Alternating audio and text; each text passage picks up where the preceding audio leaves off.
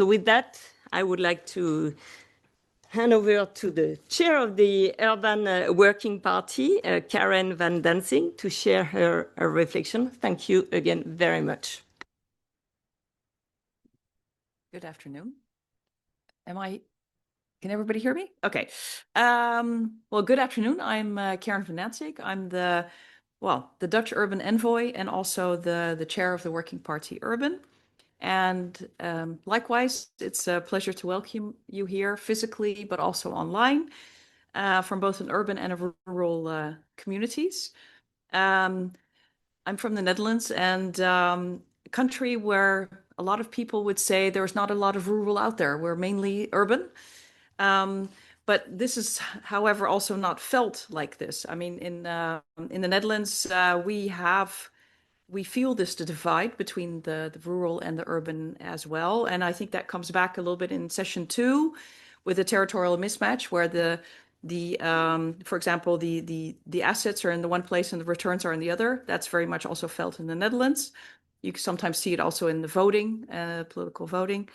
In the Netherlands, what we also did is we're very good in spatial planning, and we made a spatial plan for 2050, where we did not choose to make a rural or an urban chapter. We decided to focus on the strength of all territories and also on all challenges that are necessary, from economy to defense to everything, and to see how this could work in one area in the Netherlands, which functionally is too small for all these functions.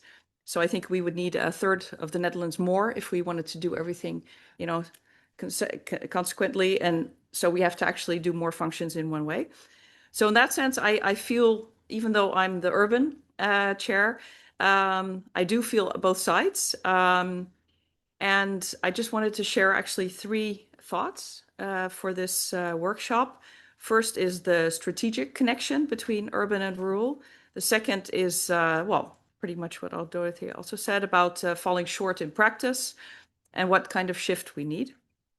And I think the first one, this connection is something we need. And I think we need each other more than ever, especially in this changing world dynamics and this geopolitical dependencies or independencies.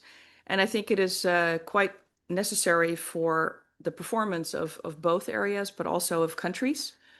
And just a little bit more on the urban side, cities themselves do not operate in isolation. They need, their resilience, their economy, even their energy and their water, everything depends on things that are often without the border, beyond the borders of their own administration. And therefore, I mean, if we're talking labor markets, supply chain, natural resources, also innovation, actually the region becomes more important, I would say, than the city. And I think that in the Netherlands, and I think a lot of areas, we're talking more about functional urban areas or functional areas in general, which are becoming more important. And this is why also in the principle 3 of both of the OECD principles is a very similar principle on urban and rural synergies. So this, I think the next part is obviously if we think this and we believe this and we need this, how are we going to do this? How are we going to have policy action? And the gap between recognizing and action, also as stated, is quite big. And here I will cite the report of the Global State of National Urban Policy of 24, which says that, 58% of national urban policies say that there is a balanced and polycentric urbanization. However, only 45% include action that actually leverage this urban-rural connection. In other words, we say yes, but we don't do this yet. So I think this is something that, in this room and with this workshop, maybe we can give some more answers about what are exactly the leverages to make the action happen. Then from an urban perspective, I would say this is a missed opportunity. Even in the Netherlands, when we're really close together, we need to look for this more. And and I think to have effective regional policy, you need to think beyond the city, and you need to not think of a city as a standalone unit, but as a system, as part of an ecosystem. And so that leads me to my third point, I think, to the shift. And here I would say we need a movement in spatial logic, but also in systemic logic, both. So in places and in flows. And for this, we need to better understand how these performances are driven. So how do the people, or especially young people, how do they move, through countries and in countries? And how are, even with geopolitical changes, how often, the goods start moving in a different way, or capital starts moving in different ways. And we have, I think, or the OECD has a lot of data on this. And I think innovation in this is also important. So how do we move beyond this fragmented sectoral approach toward a more integrated territorial approach? And I just wanted to mention one more OECD project, and that's the intermediate cities, because we are noticing that you have the big metropolitan areas and you have the, towns. But I think the intermediate cities are the ones that are becoming more and more important. And this study this project is on this. It's also a joint urban and rural working party project, because they are actually in the position to connect. And I remember from a lot of studies that the intermediate cities often don't have a similar profile, which makes it very difficult for them to take this connection and to make it work. So and for that, I think I understand you were making a policy toolkit, so that would be very helpful. And I think it's worth taking a look at this. And just to finish, dear delegates, all of you, let me just conclude that I think countries that the urban and rural will only succeed if we put one and one together, and we don't look inwards, but we connect and become more regional, territorial. And let's not focus on the divide, but focus more on the connection and the strengthening of these two types of regions together, and build and capitalize on this interdependence, and therefore have a livable country and beyond GDP possible for people in the world. Thank you. Thanks so much, Karen, for that very positive and constructive message. And I think it was just really interesting to hear Karen with her very real and authentic look at the policies, with some policy insights in the Netherlands. And I hope that sets the tone very much for this afternoon. Thanks also to Dorothée for her reflections in summarising some of the issues that we dug into, that we unearthed, if you like, excuse the pun, last year in Rio. We're going to move into the first part. We're pretty much on time, so that's great news. And we're going to what do I have to do? You need the clicker. Enrique needs the clicker, everyone. So sorry for that very indiscreet move of the clicker. But Enrique is Deputy Head of the Regional Development and Multi-Level Governance Division at the OECD. And he's going to lead us in this first session looking at how we measure these rural and urban connections that Karen and Dorothée have both spoken about. Over to you, Enrique. Thank you very much, Shayne. And yeah, we're right on time. And first thing I would like to do is to introduce the panelists of this session, besides myself, that I will be moderating. Luis Romero Valderrama, joining us virtually from Chile. Jose Luis was with us in Rio, so we'll get some insights from him. We'll have our rural delegate, Andreas Balikas from Lithuania. And then we have a colleague from the Secretariat, Tadashi Matsumoto, who will be talking precisely about the intermediate cities projects. We'll get some insights on that. And I'd like to, from the outset, I know we have a tight schedule, but it'll be good if at the end we can do some questions if we have a bit of time. So I'll try to go fairly quickly. And what I'll try to do is to give some sort of insights of what we discussed in Rio, to have a sense of a little bit what we discuss around this panel, which is about measurement. We have prepared some proceedings of the conference that we can also share the link with summarizing a bit some of the discussions. So something that came up over there was this topic of how to measure new realities. And I think this is quite has also been stressed before, new ways of movement. But the world is quite dynamic, and how can we pick up a little bit these new realities with data to have an understanding how these movements and linkages are a dynamic being, and how can we measure that? So for that, we had some discussions. For example, in Brazil, it was quite interesting. There's quite of a tropical area, so there was a discussion about how these are transforming the economy. Then we also heard that we need to think about these linkages from not necessarily from the policy all the time, but also the end users, the people. How can we get a sense of what their needs are?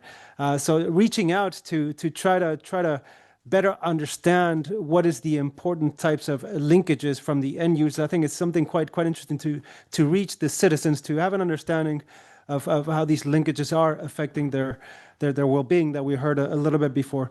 Three main conclusions that came up in this panel, and a lot of them were already being mentioned already here today. Is first, they need to move beyond administrative borders.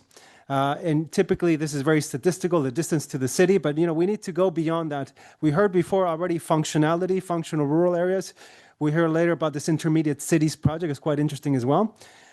Second point that was concluded is that indicators should reflect flows and not only the location that has already been mentioned before. And the purpose of measurement is not just a purely statistical one, but I think it's also important to keep in mind that ultimately we want to support policy and delivery and effectiveness. So that's also quite important when we're designing these measurement tools, to keep an eye of the purpose of it and try to think about the ultimate goal of these linkages. Just quite briefly mention that, of course, we're not starting from scratch in Rio on this topic. We started talking about these partnerships. We moved into linkages, and then we moved into interdependencies, which I think it's a quite good term to say that these linkages are not just voluntary, but they are sort of like they really link urban and rural places together. So back in 2013, we did this really interesting report that was launched at the 9th Rural Conference in Bologna in Italy, where we start to develop this framework about these linkages and the importance of partnerships. As was mentioned before, these linkages don't happen out of the blue. They must be constructed by policy, by institutions. So I think it's important also to think about the governance and how to achieve these effective partnerships between urban and rural. We already heard about this principles on rural policy and the principles on urban policy, and one of the connectors is the principle number 3, which is on these linkages. Quite recently, we've been doing some work around innovation, 5-country case studies called Enhancing Rural Innovation, and linkages are also quite important on this work of how to build linkages between urban and rural, but also inside of its place, how to reach critical mass for the rural is many times leveraging on some of these linkages. So we've done quite some work on this front, and I mentioned also, I forgot to mention previously, this report that we did in Poland on urban and rural linkages as well. That was quite important as well. So just wanted to feed with you a bit the work that we've done within the OECD to structure a bit more this discussion, and I'll just pass the floor to our first speaker, José Luis from Chile. I believe you're online.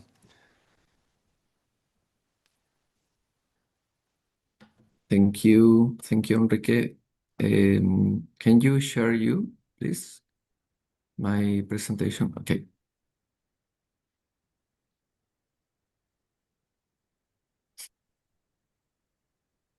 Good morning, good afternoon. Thank you very much for the invitation. My name is José Luis Romero. I am professor in the Pontificia Universidad Católica de Chile. Today, I would like to talk about rurality in Chile, but especially about something that is often forgotten. Rurality is invisible in Chile and in general. And when something is invisible, it is very hard to understand it. to measure it and to include in the public decision. In many countries, including Chile, we usually think about development from an urban perspective. City are where data is concentrated. Cities are where indicators are decided, and city are where policies are tested. The presentation can. Okay, yes, please.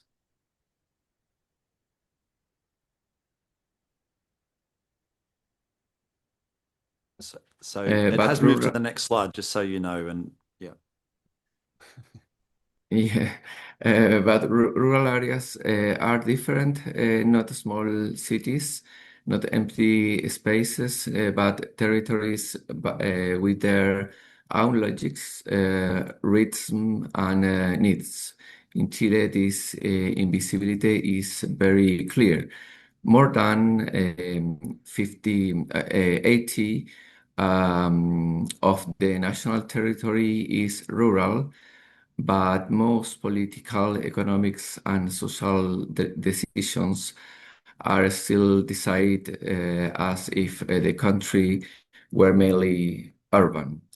When rural areas appear in statistics, they often appear only as deficit, less income, less services, less access. But this is only part of the story. The slide, next slide, please. Number 5, please. Yes.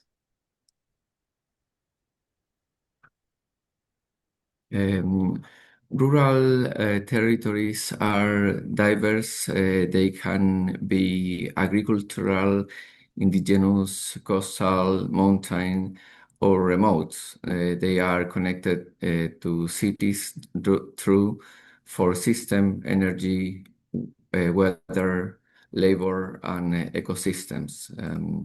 The new paradigm of rural promote of the OECD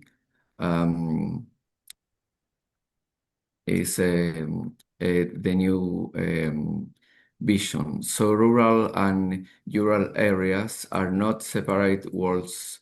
They are deeply linked. But we cannot understand these links if rural reality remains invisible. This is why visibility is the first step before designing policies, before creating indicators, before talking about rural-urban links. We must ask a simple question. What is rurality like? Next, yes, next slide, please.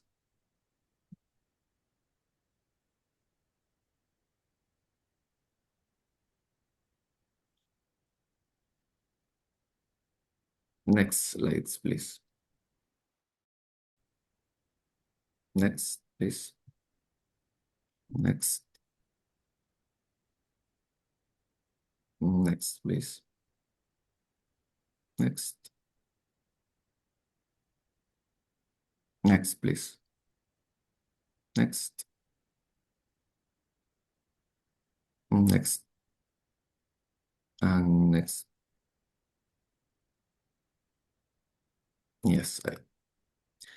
For whom and which territories. Making rurally visible means several things. First, it means recognizing diversity. There is no single rural reality. Second, it means measuring well-being. not only income or productivity, but also quality of life, access to service, social ties, environmental conditions, and future opportunities. Next slide, please. Third, it means listening to local governments, communities, and rural residents themselves. Only when rural life is visible can we design better indicators, and indicators matter because indicators tell us what counts, what is valued, and what deserves public attentions. If rurality is invisible in indicators, it will also be invisible in policy.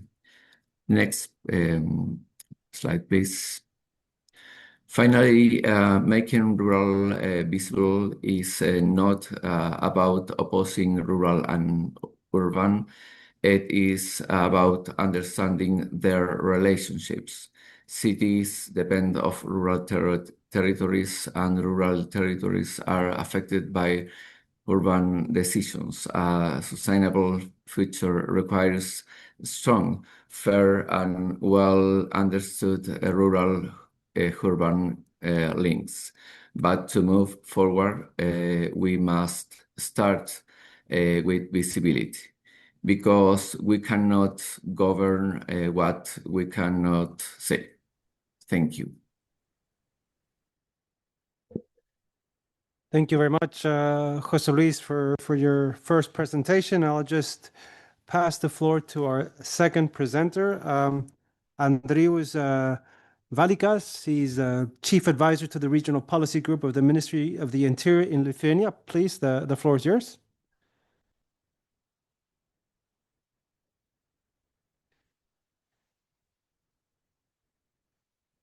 Yes, thank you. I'll try to share my slides if it's possible.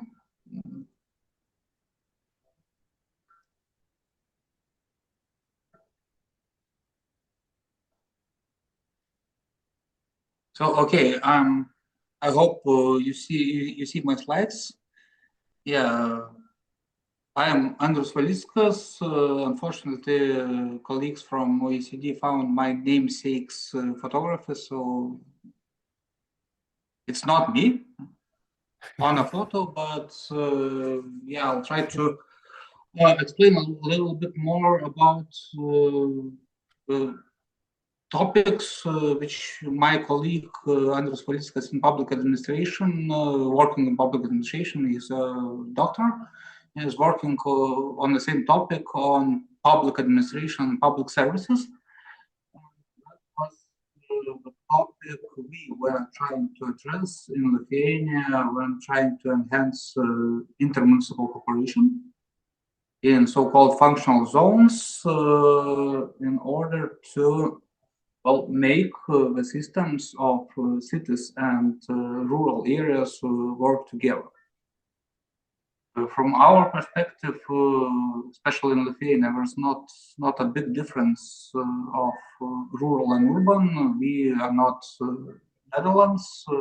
Most of our territory is rural, and most of our centers are not that metropolitan centers, which is all usually imagined as areas which were providing big growth. So our most of our urban system is based on so-called small and medium cities, which form regions around them. And actually, our strategy was to try to convince municipalities in these small regions, covering both cities and rural areas, try to work together to try to invent or try to organize more public services jointly. And as a result, from some financial incentives, especially related to investments in infrastructure. Most of our municipalities agreed on these deals, and in most cases, these agreements were based on regions covering on Eurostat classification NUTS-3 regions, on OECD classification TL2 regions. That means smaller regions concentrated around the center and covering both type of areas. These were 8 of 11 strategies which were agreed between municipalities, typically taking a shape of this type of region. There were some exceptions, 2 strategies when the region decided that they are functionally more connected in smaller groups. So we decided to work on 2 strategies, and unfortunately we had 2 regions with a donut shape. So that means that functional zone or functional area, how it's usually used in OECD, well, it excluded bigger cities. So it was a case of 2 of our bigger cities when the city decided that their interests and goals are not very compatible, and they didn't have enough financial incentives to cooperate with smaller municipalities. So we had some strategies with a donut. And what we asked them to share services together, to build a strategy on how you share services and how you invest in infrastructure. And yes, the strategies showed us some legislative changes needed. We saw that in terms of service provision, we have a quite well-regulated system, and we have all options in place. So for service provision, municipality can delegate a function to our municipality, can establish a partnership agreement, or to join a joint entity, and everything goes well. But we saw that when we started to working on topic of administration of services, where we have not one provider, when we have a control system, when the same institution cannot provide services and administer it, had some gaps. And this exercise showed that for public administration we need additional forms.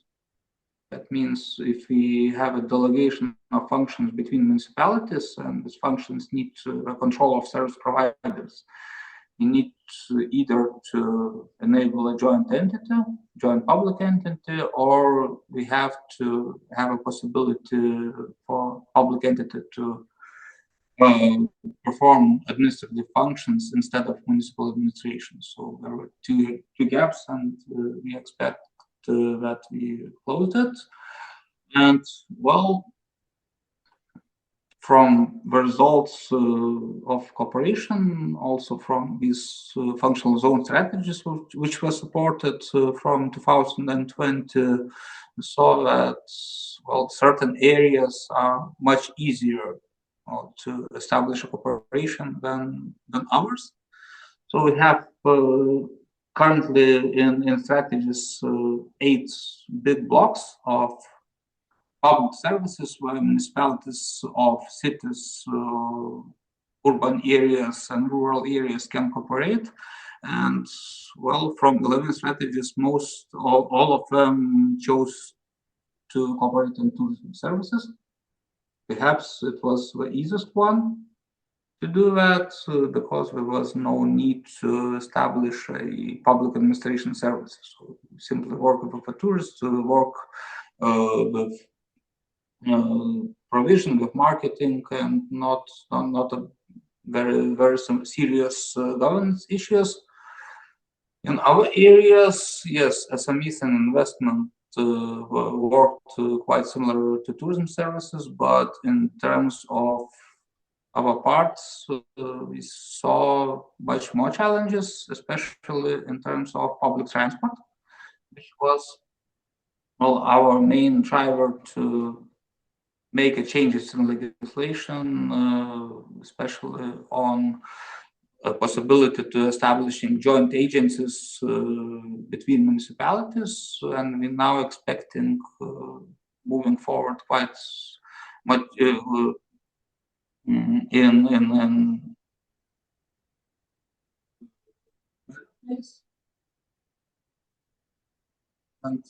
well, for these all services, we see that models of cooperation are also quite different from what was available.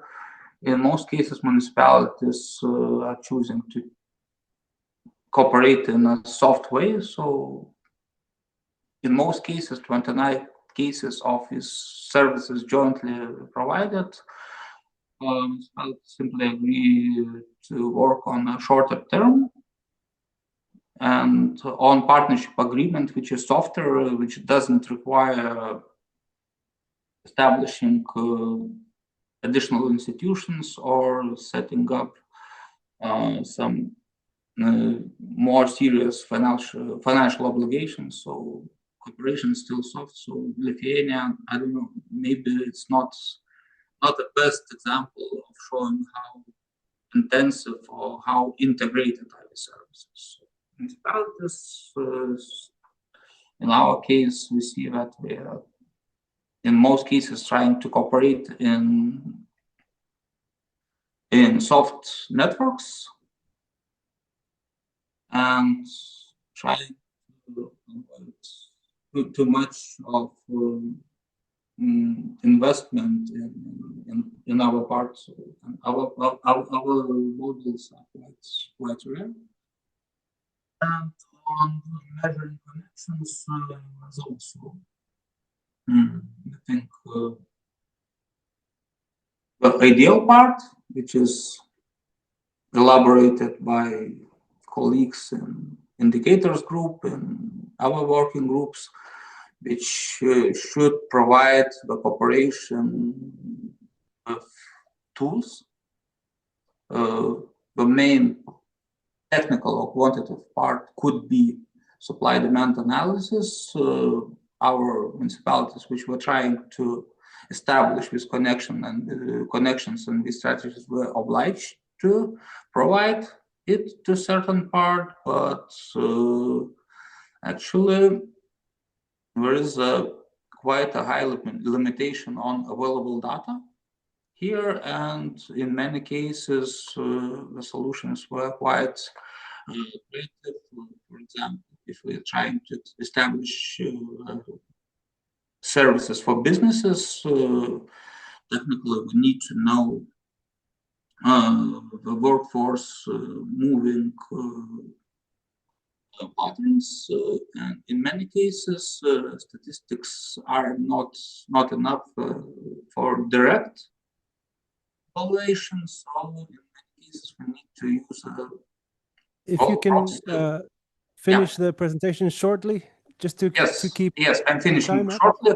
So in many cases we needed some proxy evaluations, like for example, for employment, the best indicator we could use was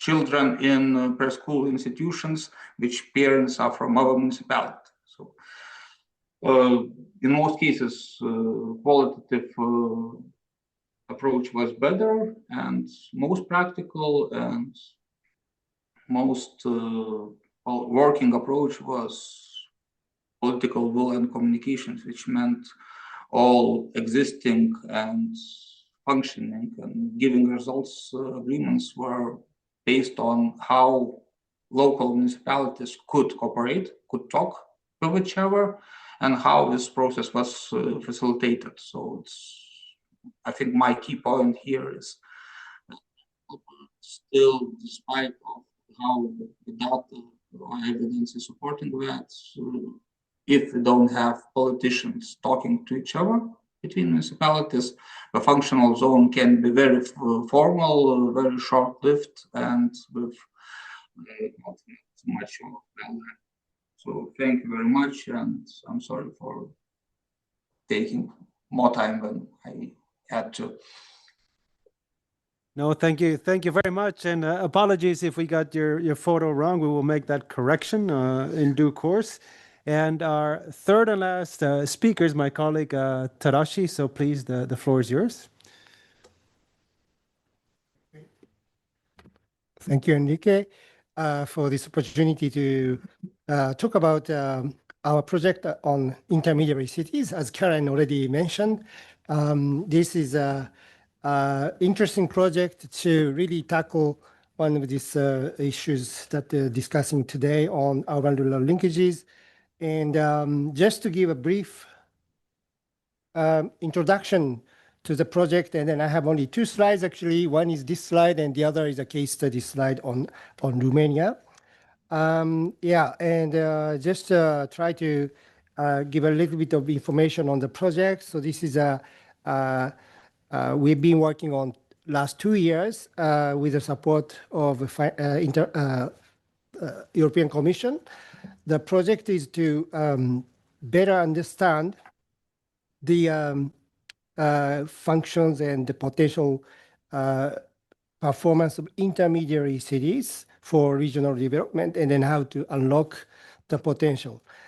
And as you see in the left-hand side, one of the novelty, one of the new areas of research in this project is to look at and then to understand intermediary cities from their functions. And we try to understand the function by two ways. One is, depending on really to the location of this geographical location of the project of the intermediary cities, if they're located in close to large cities, their role is more on complementing the work of the larger cities, and then also try to be, to be benefiting from the proximity to the large cities. If the intermediary cities is located rather remote areas, then the major function is really to support the surrounding areas, smaller cities, and then rural areas. So we try to understand this. We call it bridging function in using these 8 different functions, similar to Lithuania, but we also use 8. But as you see, like business, knowledge, transport, housing, and so on. But we are really focusing on the specific function that intermediary cities play in this different setting. For example, if you look at business, we are not just looking at every business functions, but the business function which supports, other business functions which is taking place surrounding these areas. For example, housing is also interesting because we are just not looking at housing itself, but we are looking at kind of commuting by which we are trying to measure how these intermediary cities are providing accommodation function surrounding these areas. So by this way, we try to really measure the specific function of intermediary cities.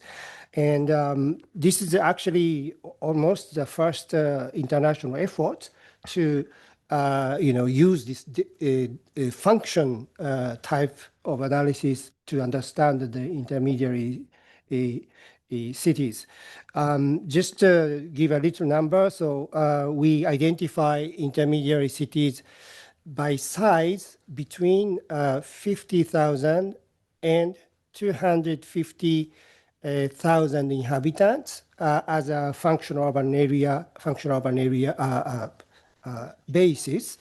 And with this definition in the European, in the EU, we have about 59% of all the EU cities are categorized as intermediary cities. So it's quite an important, volume of cities. And then in terms of population, intermediary cities account for 19% of population in the EU. So again, giving a significant number of population in this city.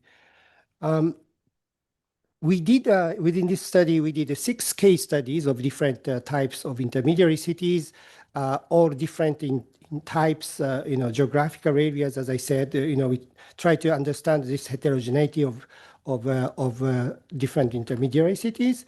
One of them is this one, Romania, which we particularly focus on urban-rural linkages. And this is one of the only 3 cities in Romania which is growing within intermediary cities. So somehow, successfully performing. And then we basically found that one of the success key factor is their, effort to make this urban-rural linkage more effective. So, for example, what we found is that this connection is really several distinct ways. One is, of course, commuting and then housing, but it's a two-way flow. It's not only just people are commuting to cities, but actually people try to find a place in cities and then commuting to outside. So it's a two-way connection, which is supported by regional scale or functional urban area scale regional transport. And then also tourism is also another key area to connect the city and then rural areas. You see the photo of a citadel in the city center, but next to it, it's a gold mine heritage coming from the Roman Empire time. And city is trying to link, of course, these different tourism attractions by creating a common branding strategy to create this integration of cultural identity across city and then rural areas. And then also you see other connections like education or also trade between rural food products are brought to the city and then sold in urban markets and so on. So we see this type of connections, and then of course try to see what are key success factors, and then what are also key recommendations to even further enhance these connections. And you see a several number of bullet points there, like investing in service, and then also link skills and the labor market strategies, not only just looking at urban economic growth, but also the rural economies and the markets. And two institutional recommendations include, one is to strengthen the coordinated action at the FUA level of municipalities, and the role of regional government is also quite important. And finally, to establish urban rural observatory, which can collect and integrate GIS-based data to further understand the connection between urban and rural areas for their economic growth. So thank you very much for this time. And again, this is only one of the 6 case studies, but we also found from other case studies that urban and rural linkages are one of the crucial conditions for unlocking the potential of intermediary cities. And then tomorrow we are going to present the toolkit in the Urban Working Party. Thank you very much for your attention. Thank you very much, Tadashi, for also sticking on time. A very interesting presentation.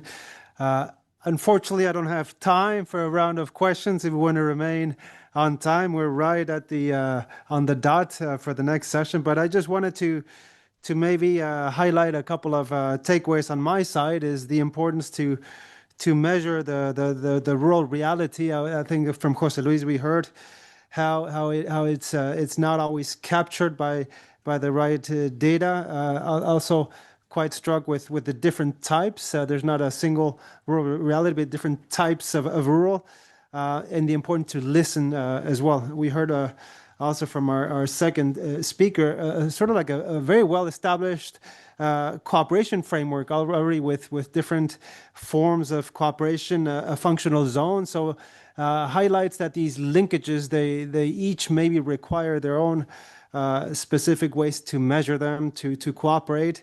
And it really struck me that the highest degree of cooperation occurs on the soft side. So we don't necessarily need to put resources in formal institutions. A lot of the cooperations can also occur informally.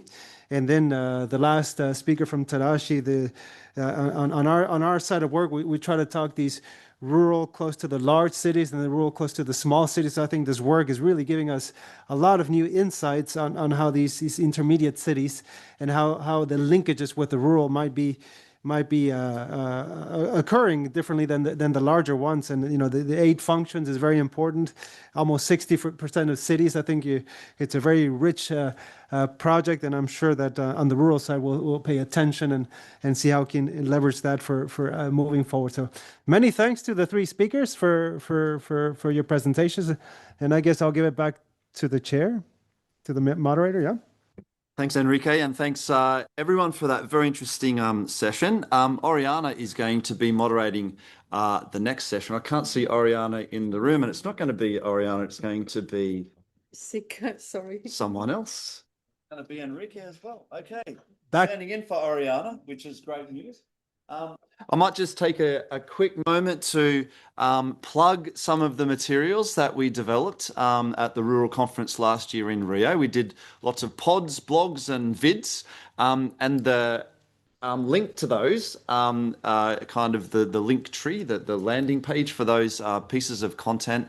In fact, Eleanor has put those in the chat for the meeting, so you can access those. And there's lots of interesting stuff there. We did 5 podcasts in all about rural proofing, about the tropical economy, quite a new and interesting area, but also on rural prosperity, Indigenous perspectives. Thanks for the link, Bridget, at the back of the room, with Edson and friends. So yeah, check those out. There's also other articles and videos, but yeah. Well, it's back to Enrique at this point, standing in for Oriana. Thank you, Shayne. Thanks a lot. So the second session, I hope we have all the pictures this time correctly. It was supposed to be chaired by my colleague Oriana, but she's unfortunately sick today. So I just put my picture to make sure that we have all of them correctly. But I hope I'll introduce the rest of the panelists. We have Maria Beatriz Blay Costa, CEO from Green Rio, joining us online. We have with us here in the room Adrián Sequeira Araya from Costa Rica, from INDER, which is the Rural Development Agency. And then we have our delegate from Italy, Daniela Storti, a senior researcher from the Council of Agricultural Research and Economics from CREA, from Italy. And this panel is very, very rich because it covers a lot of areas. It covers about urban and rural linkages on food. We had a lot of discussions in Rio. We try to combine different sessions that we had over there, the bioeconomy, the blue economy, and there was a lot of material already mentioned during the session. I'm not going to go over the specific quotes. So we will show, of course, the presentations for you later, but maybe highlight some of the key messages that came out. One is the food systems link rural production and urban consumption through value chains, procurement, and services. The second conclusion that we discussed in Rio was that governance matter for delivery. We heard already how important governance and implementation is on these linkages, that they don't often occur by themselves, but we need to find ways how to foment them. So we heard a couple of examples of experimentation on the governance on this area from the Swiss example. And then the importance of these mutual dependence that we have already heard before when it comes to food, to water, to energy. Both urban and rural are extremely interdependent on establishing these sorts of linkages. And on the bioeconomy, there was also some quotes that I'll let you read them. I'm not going to repeat them. Perhaps just highlight that we talked a lot about the bioeconomy, that the need to think about the bioeconomy both in terms of well-being, focusing on the economic, the social, and the environmental objectives, A second point is that value creation doesn't depend just on the extractant, but how do you add value in the places that a lot of these extraction occurs? How do you connect with the local ecosystems? How can you make sure that you're also bringing benefits to the communities? Because in turn, if you don't do that, you're going to face some rejection over the medium and long term. So it's also thinking about how to create value in the places that a lot of these activities are being extracted. And then also the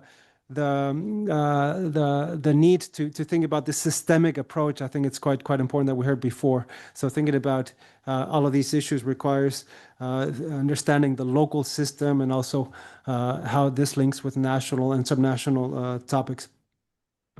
So those were a little bit the lessons from the bioeconomy. And just I'm going to try to summarize here. This is the area of Oriana. She's leading the blue economy work, but there was a very interesting panel that she chaired in Brazil, and it's a fantastic new piece of work that we're developing here around the blue economy, which is highly territorial. And we've done a number of case studies already. We did one in Rio. The second message from there is that there's a real benefit on urban and rural linkages to unlock value. Again, local institutions are key for that, to unlock some of the value, how to get them engaged and involved in the work. And then policy, finance, and accountability do matter a little bit. For those of you that don't know our work around the blue economy, I provided some links that Oriana and her team and our colleagues from the urban division are leading. There's a lot of work also on the circular economy. I think we have multiple case studies, a lot of information on that side as well. And just a link to the case study that we did in Rio de Janeiro on the blue economy. And just to finalize my panel, just to advertise a new initiative we're doing around forestry and rural development initiative that also tries to focus on natural resources, this time on forestry, and again, some of these topics that we discussed before.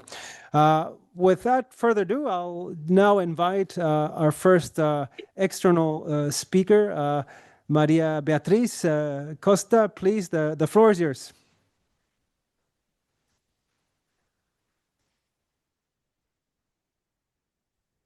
Can you hear me now? Okay, thank you very much. It's a pleasure to be with you. And I think that the rural-urban agenda combined with the green and blue and connection couldn't be more timely and more necessary, and I would say more urgent, considering the geopolitical scenario that we are living now. And that's why it's an honor for me to participate and also a challenge.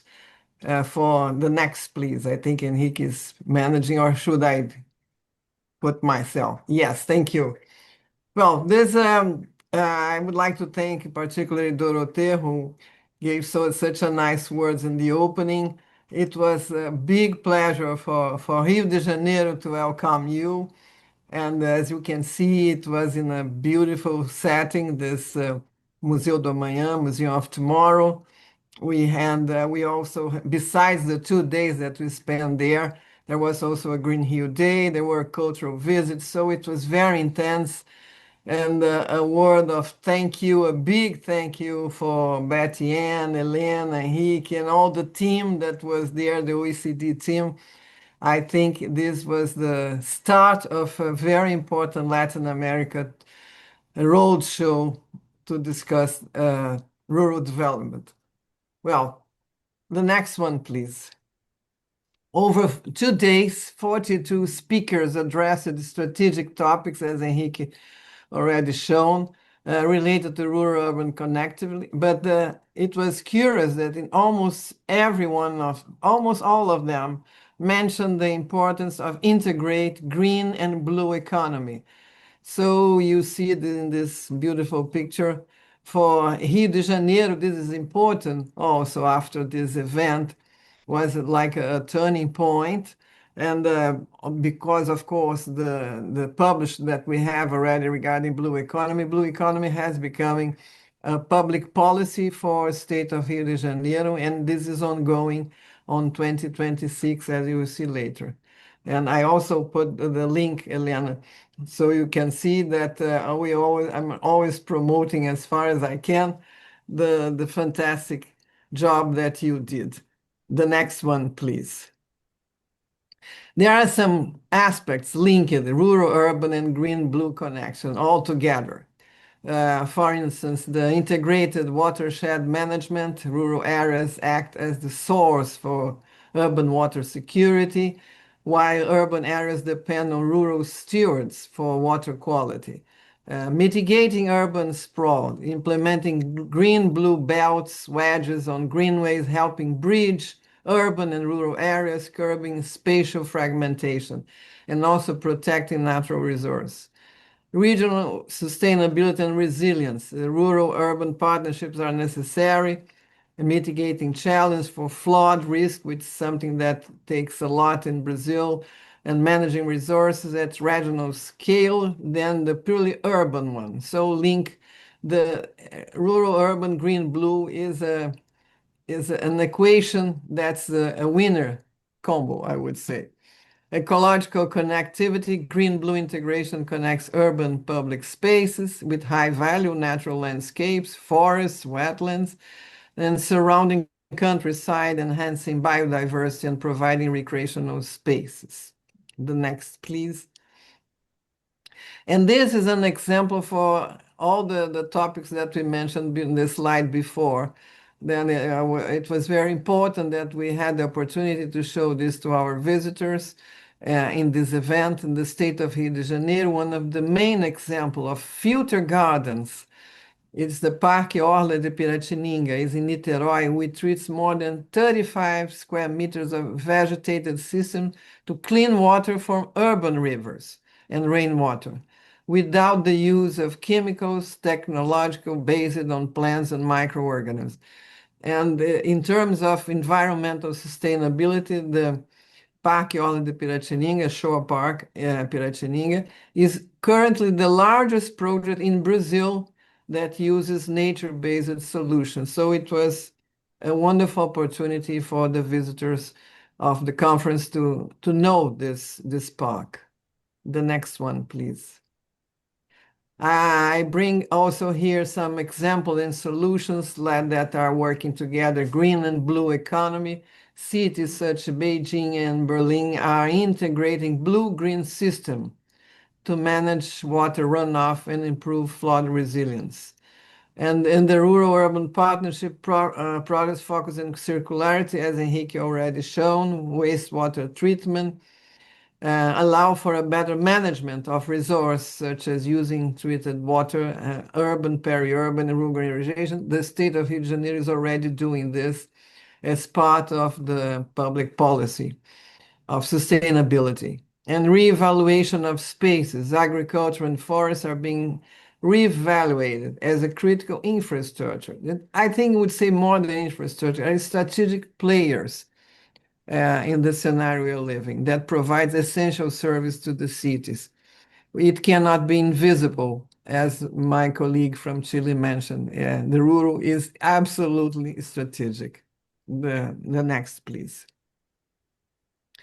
And regarding the power of the blue economy, in Green Rio Day, we had at least two strategic panels. One of them was the power of the blue economy, and the panel that took place during Green Rio Day, and not only in Brazil, but other country initiatives, such Portugal.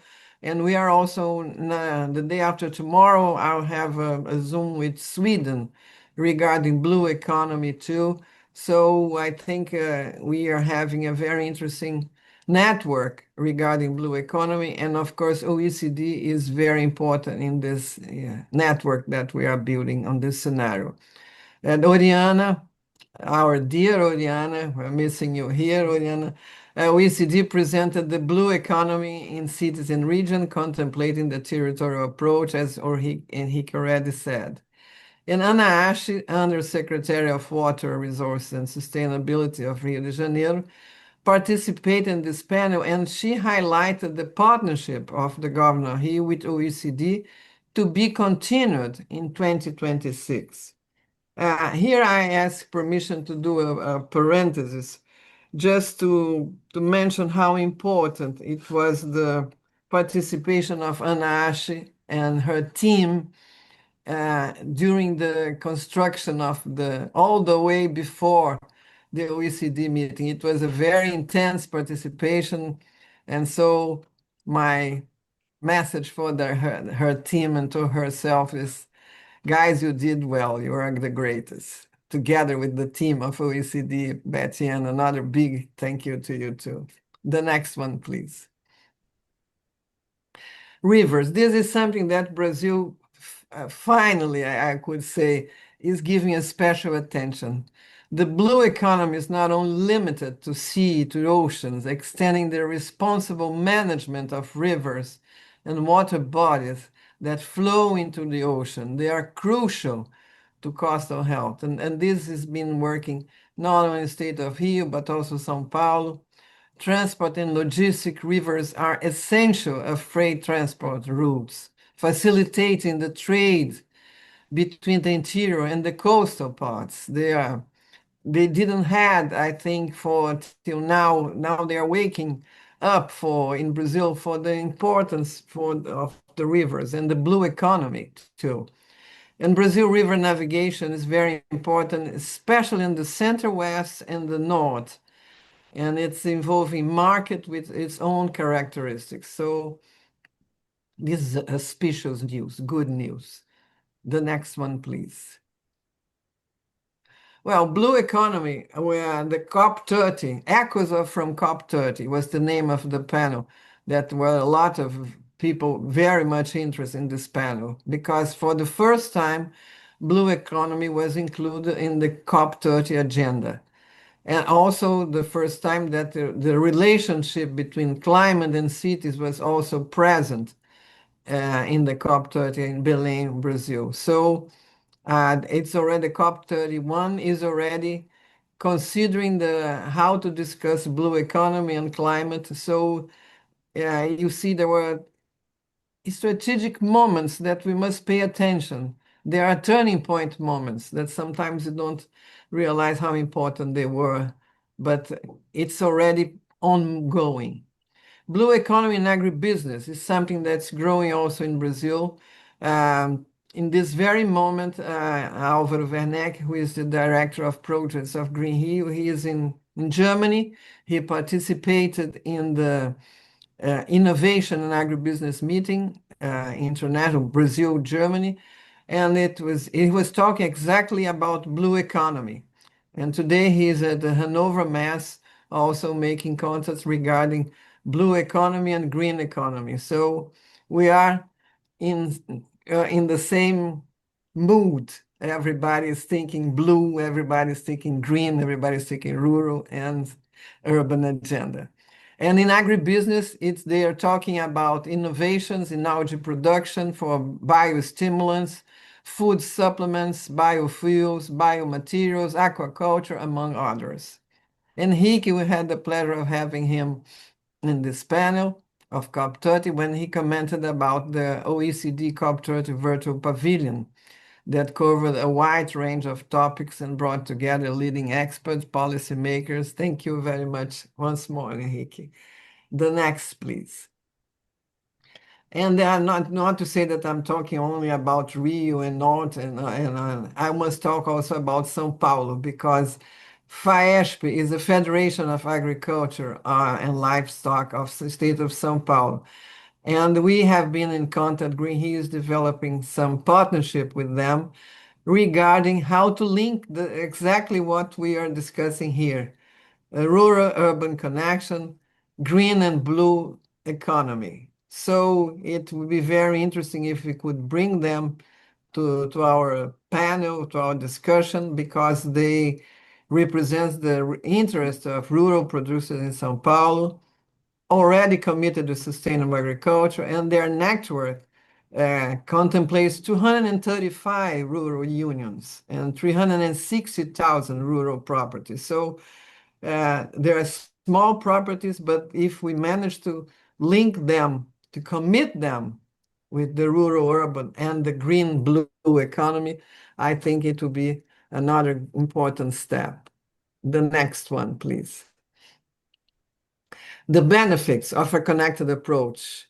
Of course, we have the environmental benefits that improve water quality, rainwater retention, carbon sequestration, and habitat preservation for wildlife. The social benefits, public health, well-being through the access of nature, social cohesion, the creation of recreational, walkable, bikeable, and economic benefits, well, that's important, enhanced property values, decreased flood damage, and local agricultural opportunities. We had a lot of discussions in Green Rio discussing the local agricultural opportunities. We are especially significant when looking for the rural-urban continuum as a single entity.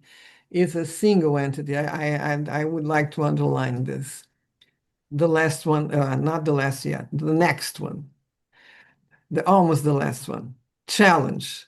Not everything are flowers. We have to face some really serious challenge.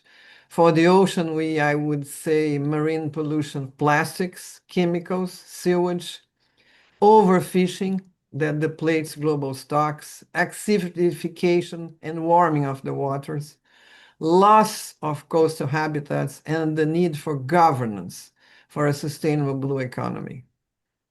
And offshore mining, yesterday there was a big space on the newspaper, in 2 newspapers here in Brazil, discussing the offshore mining industry, how it threatens the health and even perhaps the very existence of species that live in the depths of the ocean. The next, please. But I don't want to finish the presentation with a negative and dark note regarding the challenge. This is a publication that has almost 10 years, and I think that we still don't explore, in the best sense of the word, the Latin American Caribbean area as a biodiversity superpower. This is the name of the publication, the superpower of Latin American Caribbean as a biodiversity. This region has one of the largest reserves of natural capital. This true source of growth could position the region as the world leader in offering service generated by its ecosystem, biodiversity, receiving in return benefits that derived from conservation and sustainable management. So this publication was something that matches completely with the rural-urban connection, completely with green and blue economy. The next one, please. Well, I cannot finish my presentation without inviting all of you to come to Rio again, for those who came, to come again to Green Rio, that will be in Blue Economy Rio Summit, October 29-30, in 6 months from today. Myself and the whole team of Green Rio will be waiting for you, as I'm sure that Ana Ash and her team from SEAS and INEA will also be with the Tapis Rouge waiting for you in next October. Thank you very much. I hope I had extended my time too much. No, thank you very much for this comprehensive presentation, Bea, and thanks for being our counterpart in Green Rio. Again, it's a pleasure working with you and your team as well. I'll pass the floor now to our second speaker, Adrián Sequeira Araya. Please, the floor is yours. Thank you, José Enrique. And thank you, Chair, Secretariat. First of all, I would like to begin by emphasizing that in order for agri-food systems, tourism, bioeconomy, and circular systems to generate shared prosperity, it is not enough only to recognize the potential that our rural territories have. We also need to connect them, to coordinate them, and to provide them real conditions for them to participate in the prosperity that we are aiming for. And this is where INDER, the Institute of Rural Development of Costa Rica, plays a crucial role in our country. And this is especially important in developing countries. The INDER is the institution responsible for leading the development of Costa Rica's rural economies and for implementing the state's rural development policies.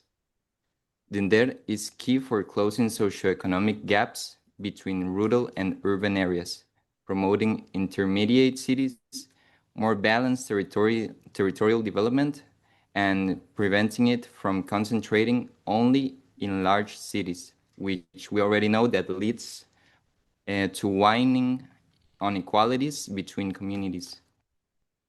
First, it does so by bringing infrastructure to areas that normally other institutions are unable to reach. I am referring to bringing bridges, building roads for communities that spend their whole life uncommunicated, bringing very basic services such as electricity networks, such as drinkable water supply for families that struggle their whole life without these very basic needs.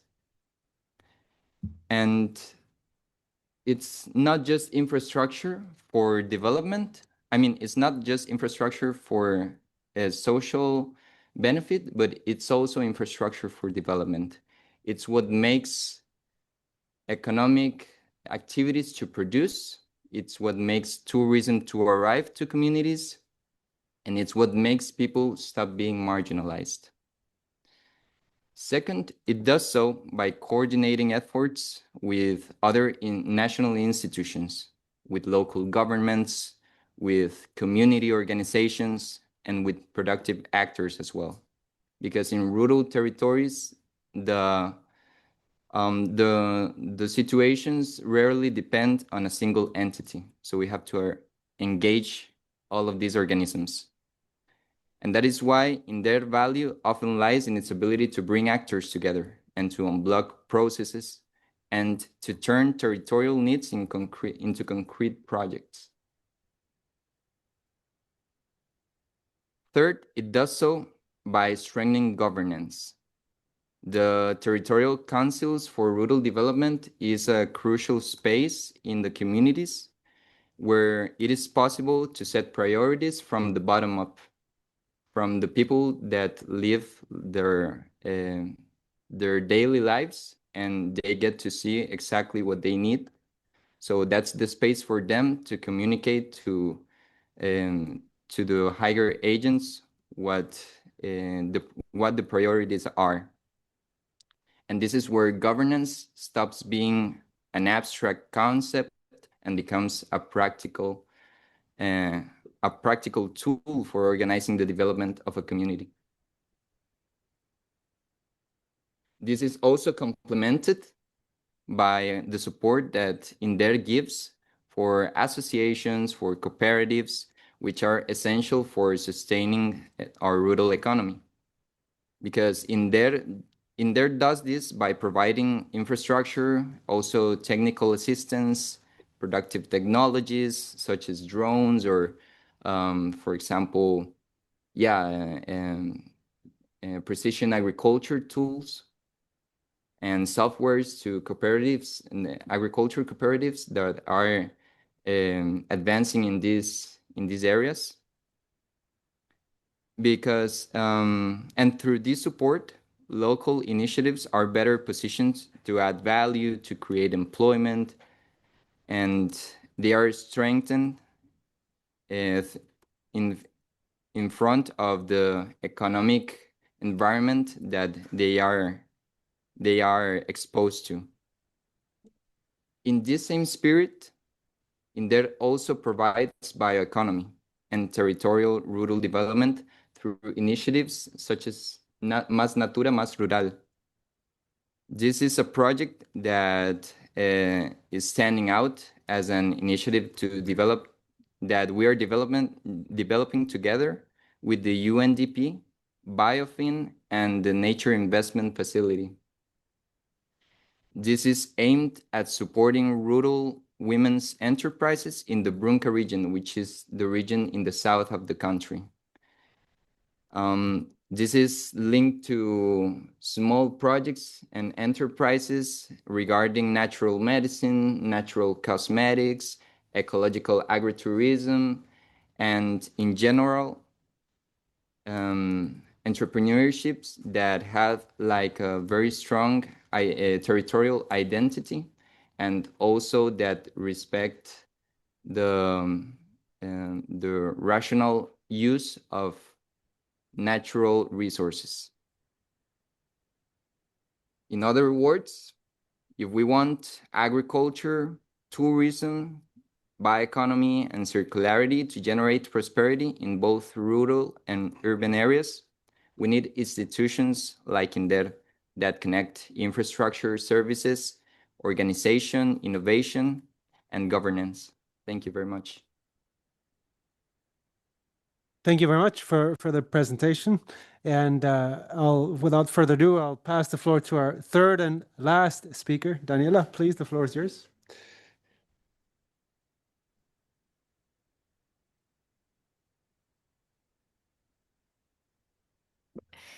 Okay, thank you, Enrique. So I'm Daniela Storti from the Italian Council for Agricultural Research. And I would like to start from, I don't know how, okay, here. Let me understand how this works because I went too far. How I go back, like, doesn't work, okay? Okay, now I understand. Okay, I would like to start from a point of strong convergence that emerged from the conference of Rio. We now share a common understanding. There is a territorial mismatch between where value is generated and where it is captured. So this is, something that we all agree on. The point is, though, that value is captured in generated in rural ecosystem is captured elsewhere. This is something that is as well, something that is like this. We cannot change this. It's something agreed upon by everybody. But this is the point that we would like to change. But to change this point is not easy. I think it's one of the most complex tasks we face nowadays. So why this happens? Because the way we design policies still reflects a fragmented vision of reality. So we have like silos. No? We treat food as an agricultural issue, forest as an environmental or extractive issue, health as a separate domain. Health, rarely is related, enters in the topic when we talk about agriculture, economics, rural development, but that's an important point. Territorial development is yet another policy field.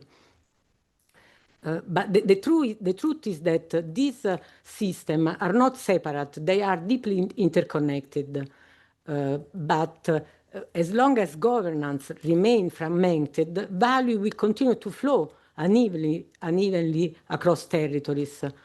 To achieve fairer value distribution, we need, to transform the way we design policy. So it's not something that we can change on the surface. We need to change deeply the way we do things. It's not something, that's why it's not easy. Because even today, each one of us talking about topics, we are, close in our mental vision on how things should be done, but to change, to move forward, to overcome this problem, the problem that we face, that we know, everybody knows that's what should be done, but we cannot achieve to do that, to improve the connection, to increase, the connection between urban and rural. So the mismatch, to addressing the mismatch requires shifting paradigms at a different level. So we need to have a whole of government approach.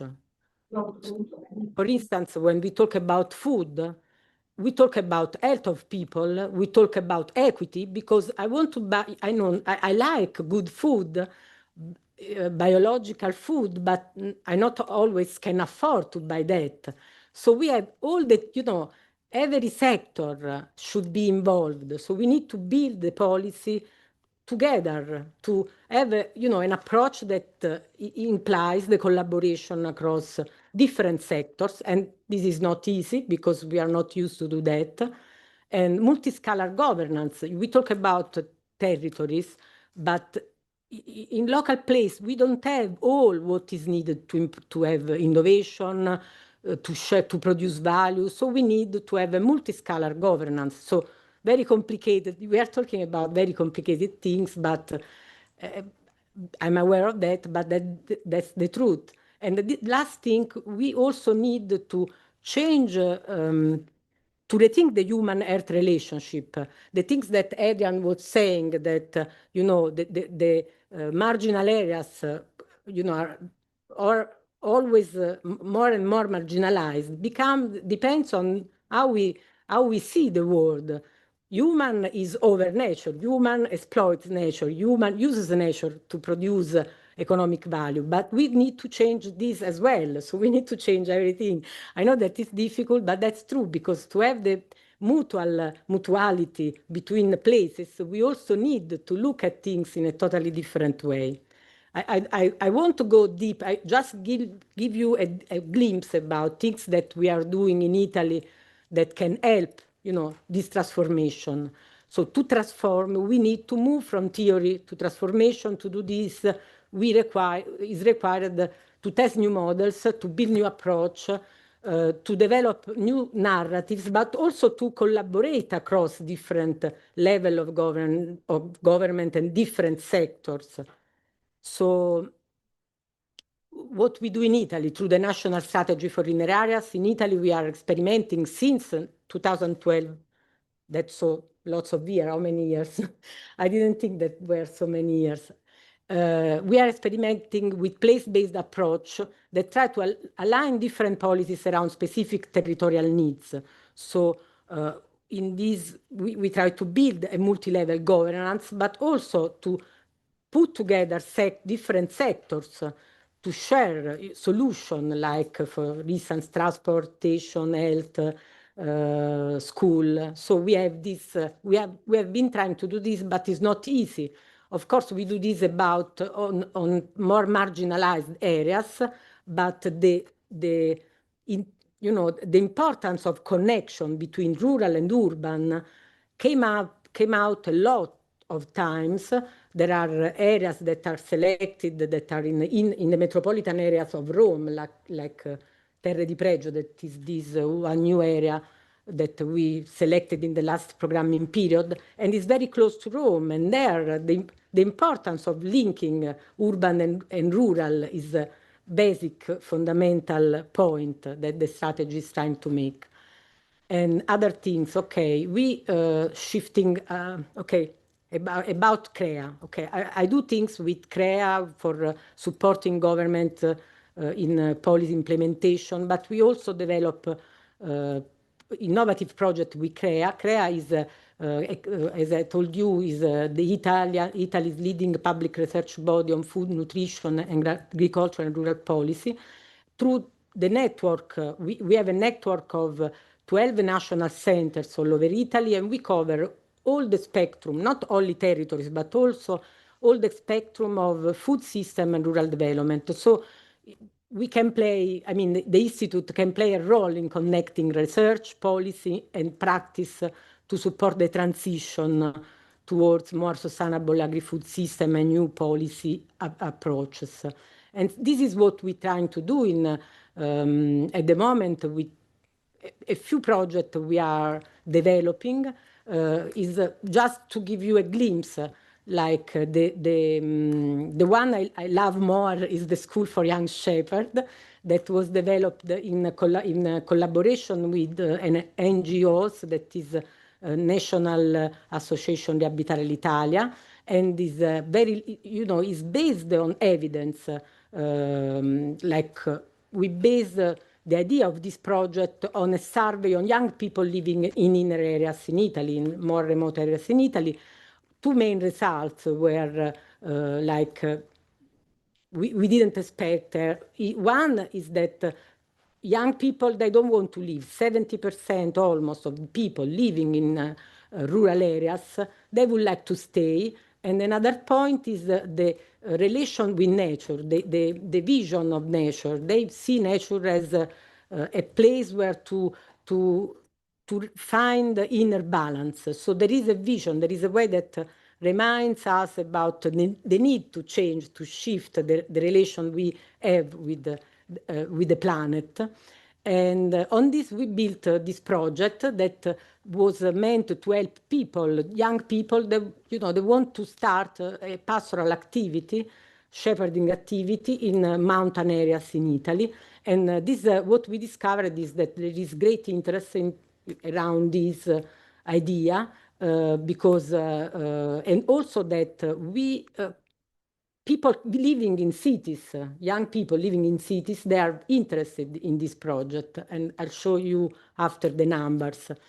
Just to go quickly, I mean, too much time, so I maybe just focus. You can see the name there. You can see that our all attempt to build also new collaboration, like forest therapy, like cooperation with different sectors. The Triple Wins Food Procurement Project, that is a project focused on food procurement. The idea is to use food procurement to change, to start a change in the food, in agriculture, in food systems, and also to put together all the different health, equity, and food production. So to have this is a project that we are developing with the WHO, World Health Organization, and we also had on this a side event at COP30. So we were together. I mean, I was virtually there, but I was there at the same time during the conference. And I mean, the narrative, let's go through quick on this, but we do not need to change also the narrative. And just to, now a few numbers on the Young Shepherd School. So our goal, I mean, is give people, these people, the people want to remain, and people that want to start a new activity in rural areas, they have the passion, but they don't have the tool, the network, the support they need. So the main objective was to support people that want to start a new activity with these tools, with this support, with this network. But also we realized that one of the most important goals is to create a community that goes behind the end of the courses. So we have these, 2 weeks, all the people participating to the school, they live together. They don't just work. We take them in rural areas and they live all together. And for 15 days, sleep, I mean, not sleep, but eat, work together. So we built a community. And after that, we can keep working together because we created something that is real, is not just on the paper. And this community that started 2 years ago, in 2022, they are still going. People from this community we created, keep connected over time and over places. And another point I would like to underline is that we also create an interaction between urban and rural. The trust we were talking about, we need to create trust. Young people from Milan and young people from Petralia Sottana, that is a small town in Madonie region, they trust each other in Sicily. They trust each other now. We put them together, and after the first moment of, they didn't know what to expect, they bonded, and now there is a trust between these young people. So on that we can build.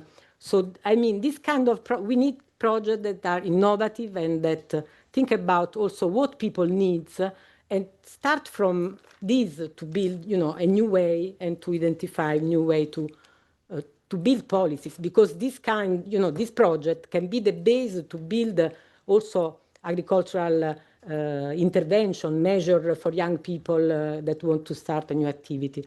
Okay, this is the project that we Triple Win I already told you about. I cannot go deep into this because too long, it will take too long, but to take out two insights from the work we have been doing so far, the development of innovation policy models and co-design of solution, is important to collaborate, to create an interaction also with NGOs, not just government institutions, but also non-governmental organizations such as Riabitare l'Italia for Young Shepherd project or the WHO for the Triple Win project. This is very important. I think that this brings a lot of value added also to the capacity to innovate, to see things beyond, you know what I mean? Because we that belong to the government, we like to do things always in the same way, but these organization, they have a different view on innovation. And the second thing is this is an insight, especially from the national strategy for inner areas, but not only from that, because also with the Shepherd School we work with the Association of Municipalities. For instance, in the Madonie, the project was co-financed and shared and built together and co-designed together with the municipalities. And it is important to strengthen the governance structure in marginalized and rural areas through the development of inter-municipality organization and the establishment of coordinated governance framework to address the administrative fragmentation, and also the scaling up of solution beyond the single municipalities level. So we need to go to think more in a territorial way. That way you can bring in also the relationship between urban and rural, if you don't think only about your municipalities. So I think that I can stop here. I hope that I was not too confusing. Not at all. Very interesting presentation, both speakers here and of course our online. I know we're a bit late on time, but an OECD conference without opening the floor for views is not a place to be. So I just wanted to take this opportunity, especially for the delegates that are here, if you have any reflections and thoughts that on some of the presentations that you would like to share. I'd like to offer that space without naming on anybody or putting anybody on the spot. While you think, maybe I can just do some reflections about this panel. I mean, the first speaker about the rural-urban blue-green is a very way to put it. I think that's a brilliant way to combine and the need for this integration. I think both presentations from Costa Rica, from Italy, show the importance of governance and implementation. I think there's very extremely important of the key role you play to build these partnerships, to build these linkages, to make things work. And I was also quite interested and struck by this approach that you're trying to do on experimentation, doing things in a different way to try to build a community of practice, not just a policy and paper, but go on the ground and create these areas of trust. So I think a very, very interesting takeaways. But I don't know if any delegates would like to, or even our urban chair that's here, any thoughts or anything that comes to you?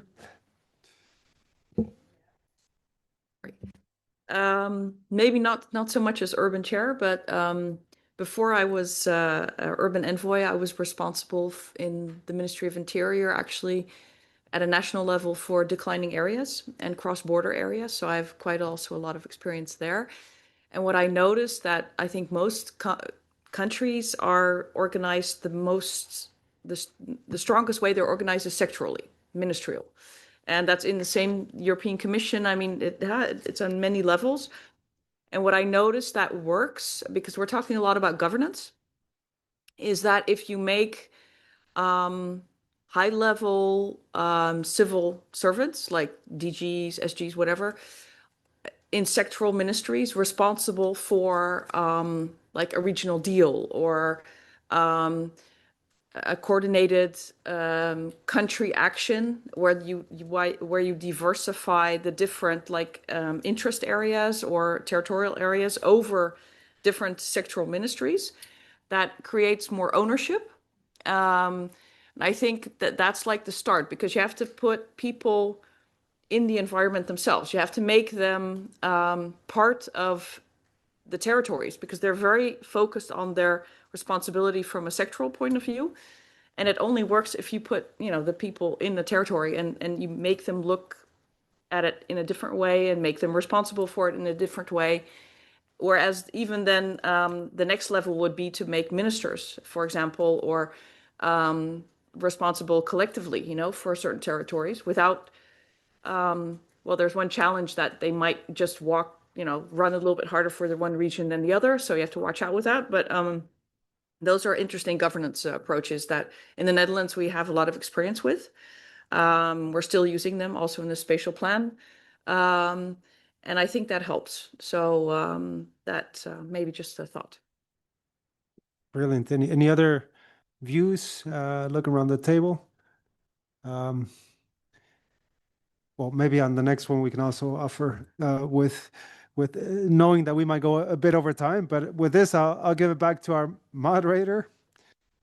Well, there's not much to do but pass the floor to Betty Ann. And Betty Ann, of course, put together with a bunch of colleagues the conference there, as she does each time. We have a rural policy conference, and does a great job. But she's also done something recently that I wanted to plug, which is a group of 3 sessions on communicating to rural communities. And I thought those were really, really good.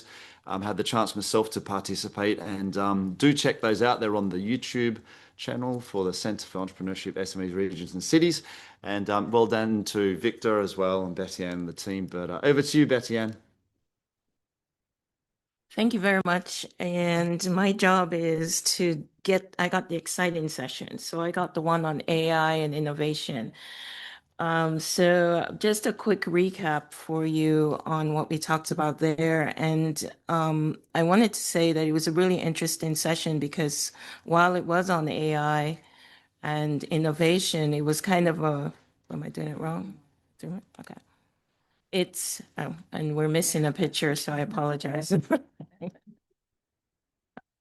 It was some quick high-level messages that emerged, but what you should take away from this is that from the innovation side, there was excitement, but cautionary excitement. So there's this idea of balance, speed, and potential impact on rural, is what I would say. I mean, there is this idea that it's great, this is happening. There's a potential for rural to take advantage. Of course, city is taking advantage, but what does it really mean? And what would rural take away from it? And how could it be used to leverage rural-urban relationships? That's still unknown, and there's an excitement there, but is it going to be balanced, is the question. Because to my urban colleagues, there's always a sense that maybe it's a bit balanced towards urban, but maybe how can we kind of make sure it's balanced, thinking about both.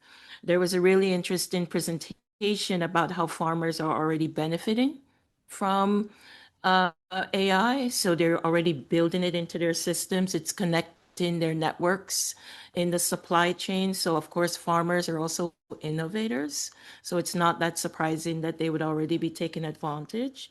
But then how could other parts of rural take advantage? And then on the innovation side, there was this question about cities as ecosystems. So they're already working with rural, but maybe it's rural adjacent to urban. How could cities extend that ecosystem to bring in other rural areas? So there is this idea that, again, balance. There's some parts of rural that are benefiting from being next to cities, but there are some parts that are not. So the other half of my job is rural discontent. So maybe the other side that's not benefiting from rural is experiencing some discontent. So that's maybe my plug. So high-level messages here, again, the balance, this idea of potential, and of course, we say this all the time, but in rural urban, being a bit more deliberate in your strategies. When you start to think about rural urban, how do you do it? But we know it's difficult to do that because rural urban in of itself is vague. So we need to link it to something. So it's rural urban linked to food, rural urban linked to tourism, rural urban linked to branding. I was talked about by Tadashi earlier. When you say rural urban strategies, no one really understands. But when you link it to something concrete, then you can move ahead and decide what it is. And the good thing about rural urban is it's linked to everything. In a different life, I was the rural health liaison in the United States. And I had to work with the health department who didn't think about rural at all. So imagine being in a room with the Ministry of Health trying to remind them that there are rural parts of the United States that need health related services and what that looks like. So again, and that was deliberate. I was planted there to basically be asked every day, why are you in this meeting? So, but at the end, they understood and it moved forward. So just keeping those elements in mind that rural urban has to be linked to something concrete. And then again, if I don't get my paycheck, this is the slide that will get me my paycheck. Our work on rural innovation, which is quite vast. I won't share everything. You can see it on the slide. But the point about innovation is to remember that innovation in rural looks different than urban. So if you're starting to think about that ecosystem and how we bring them together, we need to understand how rural innovates is not the same as how urban innovates, but how do we put those ideas together so that they can both benefit and so we don't get the imbalance and we don't get the discontent. So with that in mind, let's open up the discussion. And maybe we can start with Danielle, who I'm sure is online. He doesn't have a slide, but he's representing Colombia and he's going to give his thoughts on this topic. So Danielle, the floor is yours. Yeah, hi everyone. Today I will try to present the concept about the digital poverty index. This concept was developed through an interactive technical participatory process involving national and international entities, such as the United Kingdom, the government of Brazil. Digital poverty is understood as a multidimensional deprivation that limits people's basic ability to interact with the digital environment we need. The development of the digital poverty index is formed within the three fundamental instruments. Law 2108 of the 2021. The second is the ICT Basic Basket 2024. And the three, the Compets 4144 of the 2025. The methodology for develop this index have three measures, three dimensions. The first is the access to quality internet that represented 33%, have two sub points, is the access to quality internet and the internet to use. The second dimension is the device ownership and device use. And the three, the skills that have the three sub points is the use of the digital documents, use of the emails, and use of the digital platform for communication. Finally, the result about this study, this development, have 5 points. The first point is the digital poverty by income level. There is a strong relationship between the digital poverty and socioeconomic status. Incidence and systematically decreases as income quintiles increases, indicating that the lower income population are the most affected by digital deprivation. This correlation highlights that need for target policies focused on the most vulnerable groups. The second is the digital poverty by age groups and sets. The incidence of the digital poverty varied significantly across age groups. Older adults show the highest incidence, revealing and generational gaps in the access to and the use of the digital technologies. And the third point is the digital poverty and the territorial level. When analyzing the result by geography locations, unpronounced gaps emerged between rural and urban areas, will citizens concentrate a large number of the people living in the digital poverty that represented 10.3 million compared to 6.5 million in rural areas. The incidence is significantly higher in the rural areas. This difference can be explained by several structural factors.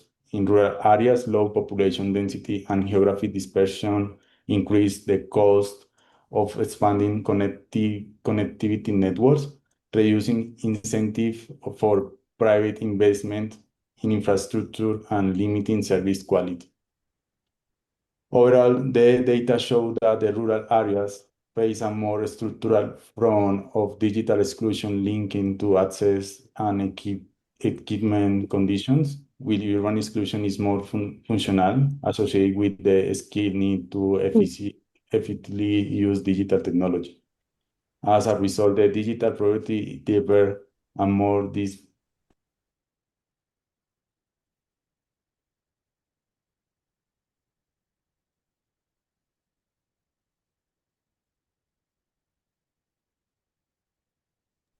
Can you hear me? We can hear you now. Okay, so yeah, I will continue. Yeah, basically, the result is there are for the poverty in the territorial level and the ethnical groups, peasant population. But the most important for the team developed in this case is have four conclusions, four key measures that this study. And then the DPI is the first measurement designed to estimate and understand the digital poverty in Colombia. This milestone made it possible to identify the most affected areas and population groups, confirming that the digital poverty is closely associated with the country's structural inequalities. The second point is that digital poverty is significantly higher in the rural areas and among lower income quintiles. This disparity highlights the need for target intervention that respond to territorial and socioeconomic realities. Sorry. The 3 point is the high incidence of the digital poverty in peripheral regions of the country, such as Villada and Guainía, call for a specific territorial targeting to close these gaps.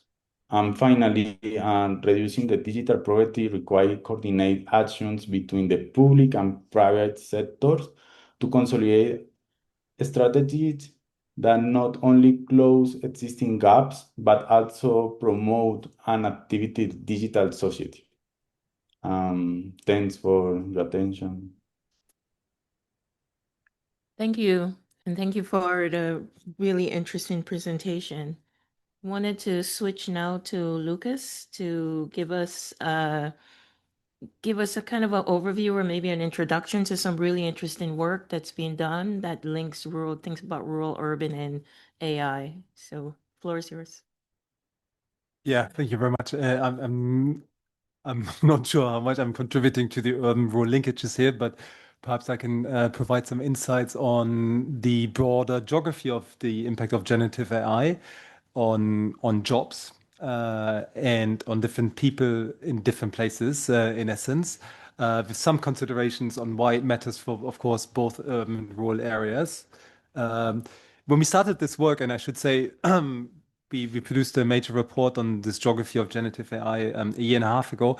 When we started this work, one of the or perhaps some of major considerations that really emerged across the OECD were labor shortages amid changing demographics, so aging, and sluggish productivity growth. And Zoom comes around the striking surge of ChatGPT that illustrated the power for the first time accessible to all of us of generative AI, of a form of AI that many of us can use in our everyday lives that actually, it can affect our jobs it can affect jobs of many of us. And so I'll skip this slide, but I just wanted to share some a little bit of the background. So sluggish productivity around growth around OECD regions, be it urban or rural, for a long time, and generative AI really is, I guess, a major breakthrough technology because of its scale, because of its speed of adoption, almost unprecedented in recent time. And you all will have been exposed to a lot of the discourse, the public discourse about generative AI, and both in terms of euphemistic terms about a great AI-driven future, as well as perhaps very pessimistic terms in terms of a jobless future. And so we try to approach this from a rather sort of agnostic point of view and look into some of the important questions. On the one hand, to what extent generative AI can help local and regional labor markets address the main pressing challenges that they encounter, such as labor shortages, sluggish productivity growth, innovation, technology really as a driver to recapitalize and revitalize productivity growth, accessing untapped potential in workers with difficulties to access the labor market. And of course, and it's linked again back to labor shortages, aging and shrinking workforces, which affect a very significant part of OECD regions, of course, rural regions, but not exclusively so. We also looked at trying to answer the questions on what actually we need as policymakers to put in place to actually deploy and use generative AI successfully. And that sort of boiled down, I mean, there are many more things, but given what we focus on, really put the emphasis on skills and training. So you need the right adequately skilled workforce to actually use generative AI successfully and efficiently. You need the training for workers that might be in jobs that will change fundamentally and find employment elsewhere in the economy. And of course, you need to deploy AI in the first place to actually, if not all the discussion is just, a hypothesis about the potential impact. So you need investment in firms, you need the infrastructure in place in different types of places. And of course, it links also to some of the concerns about risks in terms of equity between different types of workers and individuals and population groups, equity between different types of places. I guess that's where we come in the workshop here, the link to the workshop here today. Concerns about job quality, and very much driven by past experiences, concerns about job displacement, which always happens to be very spatially concentrated in our countries. And I have a few minutes only, no? So I have to run really fast. So essentially what we try to do here is what we did for this work. We looked at the exposure of workers through their task to generative AI, and essentially looking at how much of a job in terms of the task could be done twice as fast through generative AI. And then looked at the share of workers that are thus exposed to generative AI. And exposed means really could be good, could be bad, could be productivity enhancing, but could also perhaps skills enhancing, worker enhancing, labor enhancing, and augmenting, or it could be also, if it goes to an extreme case, substituting, so sort of replacing workers. What was really, I think, astonishing is just the scale of and the magnitude and the pace of this transformation of the labor market. When we looked at this is certainly outdated, the left pie chart. Already more than a quarter of the workforce in OECD regions was exposed to generative AI. That means at least 20% of the job could be done twice as fast through generative AI.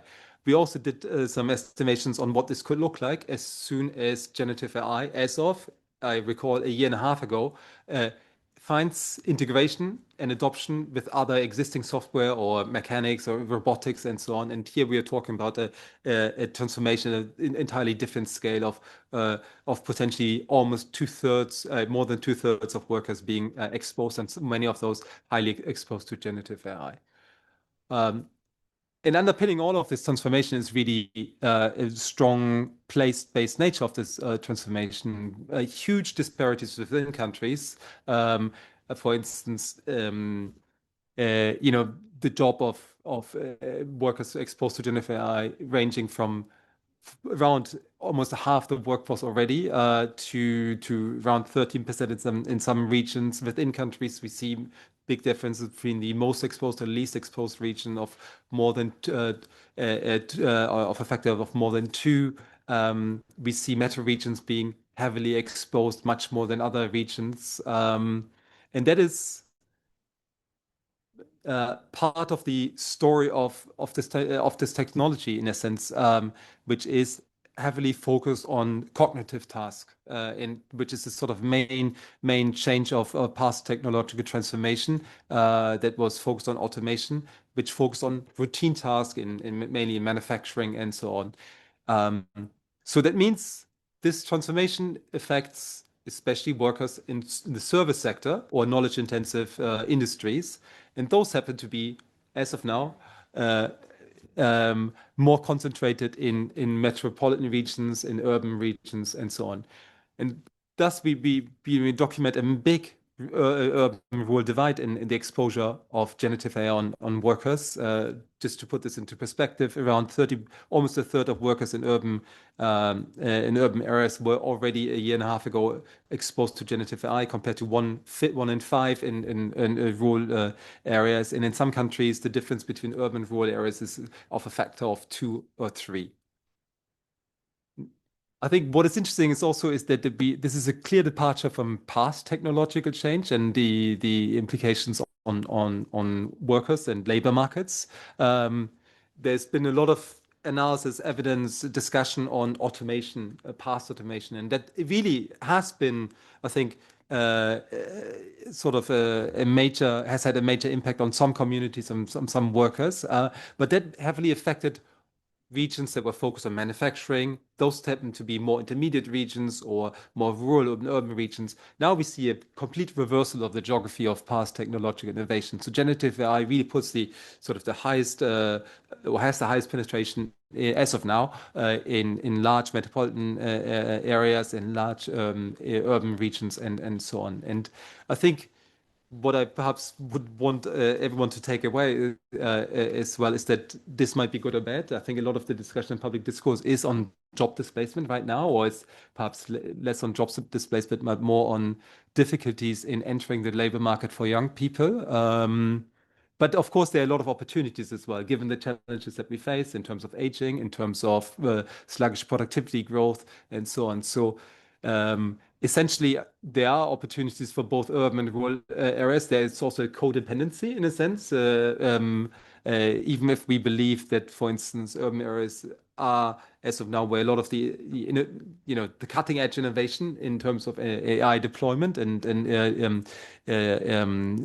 evolution is taking place. Of course, that needs to be supported by a lot of things, a lot of factors that need to sustain its growth, that actually rural areas are very important for thinking of energy security and safe supply on batteries, semiconductors, and so on. And what we have been doing some interesting analysis where it seems to be the case that actually rural areas seem to be benefiting from greater investment and actually net job creation as well than perhaps the places that we associate the most with AI.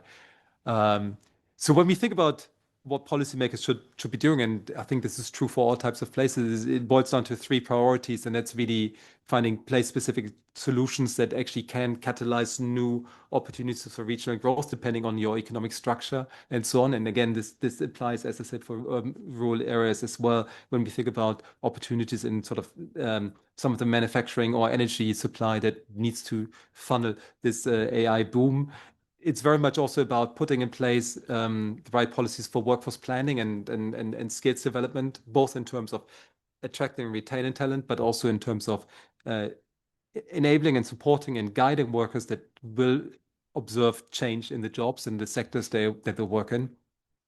And it's about I think in a sense also embracing AI, but also building awareness and creating trust in AI and awareness of its benefits, which I think is best done through providing clear use cases, providing clear examples, local examples that actually make it tangible for local business communities and help them to overcome sort of fears, skepticism, and embrace AI and remain competitive.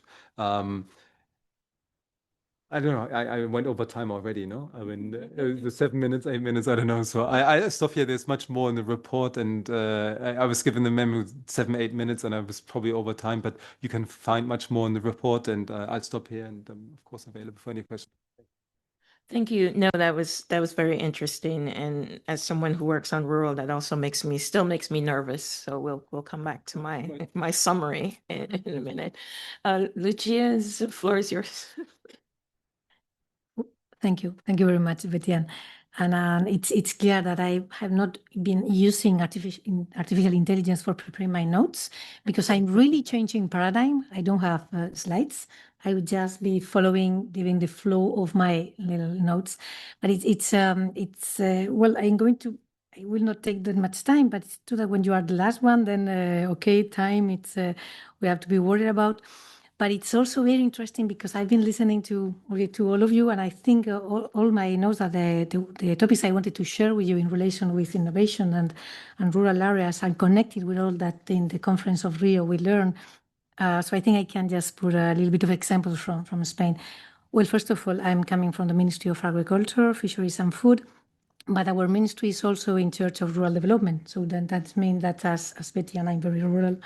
So, but innovation, it can help a lot to this connection. So that's why I'm going to try to link it. I'm in all these the conference in Rio, of course, really relevant. I mean, we couldn't join it, but we were following it through you, all the results and everything. And in Spain, we were organizing in 2007 in Cáceres also. So all these conferences really have a huge value. And the one that all the video also very, very interesting and also coming from agriculture, many images showing the products and where they are produced. So I think one of the things that you were raising is the multi-level governance and the value of this multi-level governance. And this is something that I wanted to share with you, the example of Spain, because we have, 3 levels of governance in Spain, because my colleagues representing the committee have been showing different examples. And what I wanted to raise is this real value of this strong multi-level governance in order to help to link these urban and rural needs, rural and urban actions and the connections that we need to strengthen. That means that we need to work on national strategies, but on local actions, on rural actions and urban actions, no? But the national strategy is completely necessary to involve them, to take both of them on board on the decisions. In Spain, we have this national level and then the regional one and then the local one. That means that the 3 of them are connected. That means that we are taking into account the links of the 2 parts together. We have a national plan, 130 measures plan that we developed in 21-23.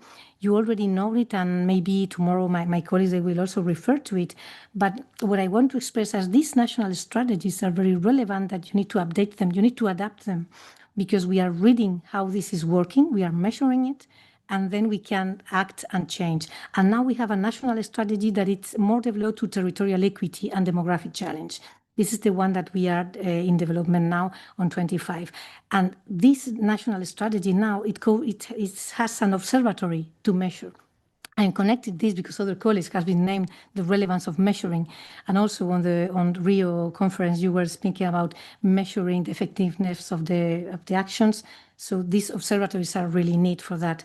And another thing that connects the rural and urban needs, it's another plan that we have developed is 30 minutes country plan, what we call it. This is something also very important for these connections, because we are trying to develop and take into account that at 30 minutes from your place, you will find everything. And this is the idea also now. So this is a way of adapting in response of the needs. And Connecting this to the innovation, as I said, multi-level governance, it's important, and how we look through a national point of view, but then we need to go down. We have from the Ministry of Agriculture, because I said working on the rural development, the National Digitalization Strategy. This is really important because it's covering 3 goals mainly, like the bridge the digital divide, promote use of data, and promote business development on new business models. About what you have also said, new business models has also been raised by the other colleagues, and this is very important, that something that digitalization can bring to us. But you have the national strategy. This is not enough. Of course, you need to develop action plans. And this strategy has had already 3 action plans. These action plans on the Ministry of Agriculture, we are working innovation for food systems now in this case, is connected with the 130 measures. So again, it's connected the sectoral plan with the strategic and more horizontal plan. So this holistic approach that you also on the conference to Rio were naming also the relevance of the holistic approach. In this digitization action plan, the last one, the one that we have now, 24-26, I just want to stress one thing. Again, we have an observatory of the digitalization on agri-food. Again, we need to measure it. We need to see how it's working. We need to measure the effectiveness of these actions, because we have the goals, but we have really to do something, to do real things, and to speak with the stakeholders at the local level to develop these actions. And the observatory is, for doing all these things, we need money. We need to invest. And this is where all the governance, it's very important also. We need to invest at national level to do the things on local. We need to help them. And for the innovation, this is crucial, because in this case, we have this observatory, but the Ministry of Agriculture has been putting, between 21st and 26th, I want to give you the numbers, I don't know them by heart. So 1,570,000, so a bit more, 1.5 million, euros, for measuring how these actions are working. So we have the researchers that are analyzing, and this is giving the information to the policymakers to update and to adapt the actions that we have designed. That means that during all this time, since 21st to 26th, that it was the last report done, they have been producing reports in order to see, okay, how is this moving? How this digital transformation is functioning, is going on the food systems now in this case. We have done reports on livestock, reports on food industry, in different specific value chains parts, no? So then we can read this and then we adapt our measures, our policy measures. I think this is really key. Of course, we have a skill center also, because you have been named many other colleagues also, the skills, the training, the knowledge. We need this. We need to train people on digitalization, on innovation, new techniques, in order that to facilitate that they can use it. And we pay all this training as government, so we can help them, of course, a lot. And we offer these trainings to advisors also, so they can also give their own training. I'm working too fast because I know I don't have that much time, sorry, but maybe I can jump, because I think it's an important example also from the Ministry of Agriculture. It's on water, because on the Rio conference, you were naming also the relevance of water and water governance. And this maybe I need to connect innovation and water governance, which is very relevant. And again, we have a lot of tools now, softwares using maybe artificial intelligence, maybe others not yet, but in the future. But all these things, all these tools, digital tools, if we don't have the infrastructure, the basic infrastructure, the tubes where the water will go through, we cannot measure anything. We cannot help them to really use all these new technologies, that they can manage data, they can analyze data, they can know when it's going to rain, and then if there is need or not to irrigate. But if we don't give to them or facilitate the infrastructure, they cannot use anything. So this is the really important thing for us. That's why we have invested a lot from the Ministry of Agriculture, 2,700 million euros on infrastructure since 2018 till 27 will have been spent, no, we can say, because we consider that this is relevant. And on this modernization of irrigation systems in Spain, we include a lot of things, and all of them in relation with the innovation, but on different ways of looking at it, no? Artificial intelligence analysis of data, of course, also smart irrigation, of course, but also the use of non-conventional waters. because we need to think green and blue, of other colleagues has named. And for doing this, we need to have the sustainability in our actions all the time. And innovation has to be sustainable and resilient. And also even on the selection of fruit and vegetables and productions, that they are more drought resistant. All this has to be together. And that's why you need really strategic plans that they will cover all these things, and investment on the infrastructures to use all this, because non-conventional waters is great, you can use it, but you need the infrastructure again, you need investment. That's why these concepts, I think, are very, very relevant. And if we are helping to all this with innovation and with infrastructures, this is really attracting the new entrants, for example, food agriculture and food systems. And this will connect better on this flow that we were also sharing with other colleagues. This flow from rural, where we produce, to urban, when we use it. And we need all these steps, all these measures, and all the investment again, and the help on the trainings and many things to connect them and to be able to continue thinking green and blue and resilient. Sorry for the speed of my of my presentation, but if we have time to continue reflections, and also through Betian and through Enrique, if you want to know more specific details on our strategic and national plans, on the specific ones from agriculture, on water, on digitalization, I will be on the meetings during this week, so I will be open to answer to any questions to you. Thanks. Thank you. Thank you so much for your presentation, and I won't take that much time, just to bring back some of the things that was discussed. Our first presenter said something very important. He talked about digital poverty. So when you go into the second presentation about who benefits from AI, but if you're experiencing digital poverty at a scale that was mentioned before, you're obviously not benefiting from things that are happening. The second point, I think, relevant to AI, what I would talk about is thinking about implicit and explicit roles. Obviously, urban has a very clear role, but rural's role and how we value it is just as relevant. Energy, water, not putting those data centers in the middle of New York City. So there is that as well. So how does rural benefit from it other than just being it being extractive? And do we really want to not think about this when we also see rural discontent growing across OECD countries, and what's driving it are decisions where rural benefit is not considered as well? So how do we make rural a partner and a co-collaborator in all of these strategies moving forward? The last thing I'll say on this is something I heard. I had the luxury and privilege of working with Tadashi recently, and I was in a meeting where someone from an urban side, I won't say who, said, are we putting too much on cities? And of course, my rural hat went up, but I said, can we afford not to export more from cities when they benefit? So with that, I'll give it back to. Thanks, Betian. Slightly controversial there. It's good. It's keeping us going, of course. We're now going to, I hope you haven't felt too squeezed, those people that have been talking, but we're going to go to Sabrina Lucatelli, who's the Vice Chair of the Working Party on Rural Policy, for a wrap, and then pass over to Aziza Akmush. What a big responsibility for me, such a rich discussion.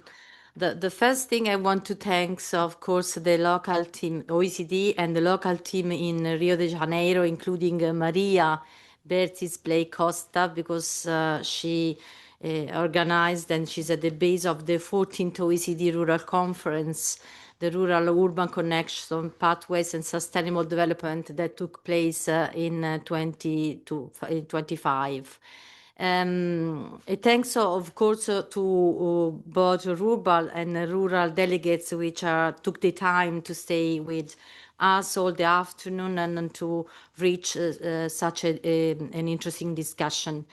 And for me, as a rural working group representative, representing all the group that will meet tomorrow, today it's a very special day, because I was at the I was at the 9th OECD Rural Development Conference, and my darling, I was also in Cáceres, so I really feel very old today, you know. But I mean, it's amazing how the discussion evolved since. So that's also a privilege. So for us, it's very important to remember that for both of us, rural urban communities, we have a common principle, which is the principle number 3 on rural policy support and interdependencies and cooperation between urban and rural areas. So we are not just discussing, and we are seriously working today, you know, to find a solution. To me, unfortunately, I was not in Brazil, and I really regret that. But to me, the really step forward of this conference was a strong call on practical solutions. That's what really I felt when I've been reading the documents and listening to the interesting conferences and workshops that we had online, led by both Ulrike and Betty Job. And the important thing is that we cannot discuss about rural-urban linkages without going inside on concrete items like mobility, blue economy, innovation, forestry. So in thinking seriously about the principle of how value is created and how value is distributed in both sides. So there is a big call on mutual dependence, but we have to remember that we cannot have mutual dependence if we don't have equilibrated representation. That's the main point that I want to say in these conclusions I'm doing. If it is so clear when we think about urban, it is not always clear what we mean for rural. And there is no policy that we can do. There is no policy shift, as my colleague called for, Daniela, if we don't know seriously there is no equilibrated partnership if we don't know the two sides, okay? So what I tend to say very often in my country is that we needed the inner and remote rural strategies to have equilibrated discussions now with the Bologna and the Apennine areas, with the inner area organized, and being able as mutual groups of mayors, unions of mayors, sitting in a table, because we have to be honest. It's important to work on functional areas, but we know that policies are based on administrative. And when you sit down discussing a policy, you have a region, you have a city, and you must have something else for rural areas, which can be unions of mayors. In my, I discuss of my country because that's what I knew most. But I need an administrative organization to organize equilibrated partnerships. One other important argument is conflicts. I didn't listen even not one time this word. So I decided to bring you some example, okay? I've been working in Rieti, very nice, intermediate, as you said, Tadashi, because it's I checked, I was a little bit, it's too big for us. Intermediate cities in between 50,000 and 250. It's mainly all the urban Italian sides, because we are a polycentric country. But in any case, 59,000 inhabitants in Rieti. We have been visiting, working with Daniela. We were together working on remote area strategies, and they brought us to where the water is produced, the main water produced to Rome. So they have the facilities there, the water goes to Rome, and they have never had any recompensation for such a big amount of water going by to Rome. So people are really angry for that, you know. So this is a kind of conflict. Or second conflict, the massive tourism that we are experiencing in some remote rural areas that go from I've been visiting a small village in Siena area where the inhabitants in the winter are 600, and in the summer they arrive to 20,000, 30,000 inhabitants, okay? The same village. with the extremely complicated way of organizing services and asking for extra doctors for the summer, but they even don't have doctors in the winter. So I'm telling you that the third incredible thing, which was the situation in many villages in COVID, the situation in rural areas, that they didn't have doctors in Calabria, and they had to call for doctors from Cuba. And doctors came from Cuba for this exceptional situation of COVID. And what happened that is now the mayors are struggling to keep them as permanent doctors because they don't receive any doctor from the normal system of services provision of our country.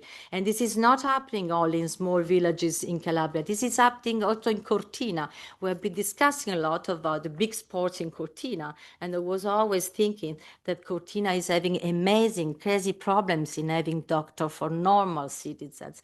That's the kind of conflicts. Or maybe Amazon putting plants everywhere in our central Italy, in the middle of Italy, big, enormous logistics infrastructure that, they have no linkages, no discussion, no participation with the citizens. They just are arriving these big companies, and there is no discussion, there is no partnership, let's say. Okay, this is just, and I want to conclude that from the political solutions that you call in many of the practical solutions, they need the clearer responsibilities on the ground. We have to put people on the basis, starting from citizens' needs. I think this is the most important message that I want to bring back also to the group tomorrow. And one other issue is, for sure, is the important measurement issues that I heard, and indicators reflecting flows and not only locations, linking rural-urban metrics to outcomes. That's very important. I think this was also a result of the conference, and I completely agree with, because we discussed very much on plans, on strategies, and not enoughly on outcomes, or what is really happening today on the kind of policies that we have. And I want to close with the important message that Daniela sent, not because she's my colleague, but because I really believe that we need a shifting of paradigm. So we have to work a lot for this shift of paradigm. And I want to finish just with the people who know me well, and know that I like always to laugh a little bit. So I was listening with very much interest to this EI presentation. And the other day I was in a conference on culture and inner areas and needs, and how you can use culture and heritage to rebuild the local economy. And I made a normal speech as you did today, preparing like that very spontaneously. And the lady came to me and said, I need an article. I want to article. It was so interesting what you said, And I was answering, no, I have no time to write article. I'm so busy. And she looked at me, she said, why don't you use EI? I mean, it's so easy. You just come to visit me, you just write a little bit what you said, and there will be the article. So I was coming back home and said, well, I'm getting so old. I think I should start using EI and thinking of this economy shift that is happening. So I really wrote a message to this colleague, and I said, I will be visiting you next week, and you show me a little bit on how I can do that. And when I was to my daughter's house, and so proud of me, and saying, Luna, I think I will start really using more this EA, and I think I can. And I was telling her the story. She looked at me, she said, Mommy, don't do that. You put your articles on EA, and then it will be of everybody. So take attention, don't do that. And I was a little bit like, oh God, it's a really very tough kind of decisions, and we don't know what is expecting us. But I was very much, let's say, very much taken by your point that maybe the transition that we had on manufacturing that was so tough for rural areas, maybe this time the EA will be less tough for rural areas, which is not really a good news, because I think that the system is one, and we have to make sure that both urban and rural are in good health for the future of the future generation. Thanks a lot for this invitation. Thanks a lot, Sabrina. We could almost let it here. And by the way, my husband is an academic professor at university, and I discovered recently that they are now publishing in scientific journals articles that are co-authored with AI. So it's not peripheral. I think that's quite an interesting trend. No, thanks a lot. In a normal situation, I would tell you I don't want to be standing between you and the cocktail, but I have just discovered there is no cocktail. So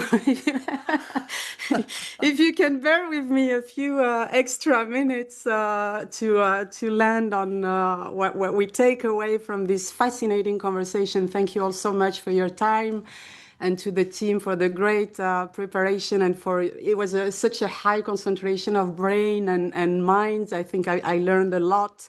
And I'd like maybe to start going back to my colleague Dorothée's great opening remark, where she drew our attention on the risk of silo thinking in relation to urban and rural policy, which is a risk. And the very way we are organized, including at the OECD, with our constituencies, is the reflection of how governments are organized. So tomorrow, you will have in parallel an OECD Working Party on Urban Policy, chaired by Karen, and we will have an OECD Working Party on Rural Policy. But the good thing is that over the past decade, there's been actually increasing convergence, including in hosting joint sessions, etc., because we really believe that for too long, maybe we have treated in general, rural and urban places as if there were two separate rooms in the same house, each with its own light switch, with its own thermostat, with its own rules. But anyone who's actually lived in a house knows that,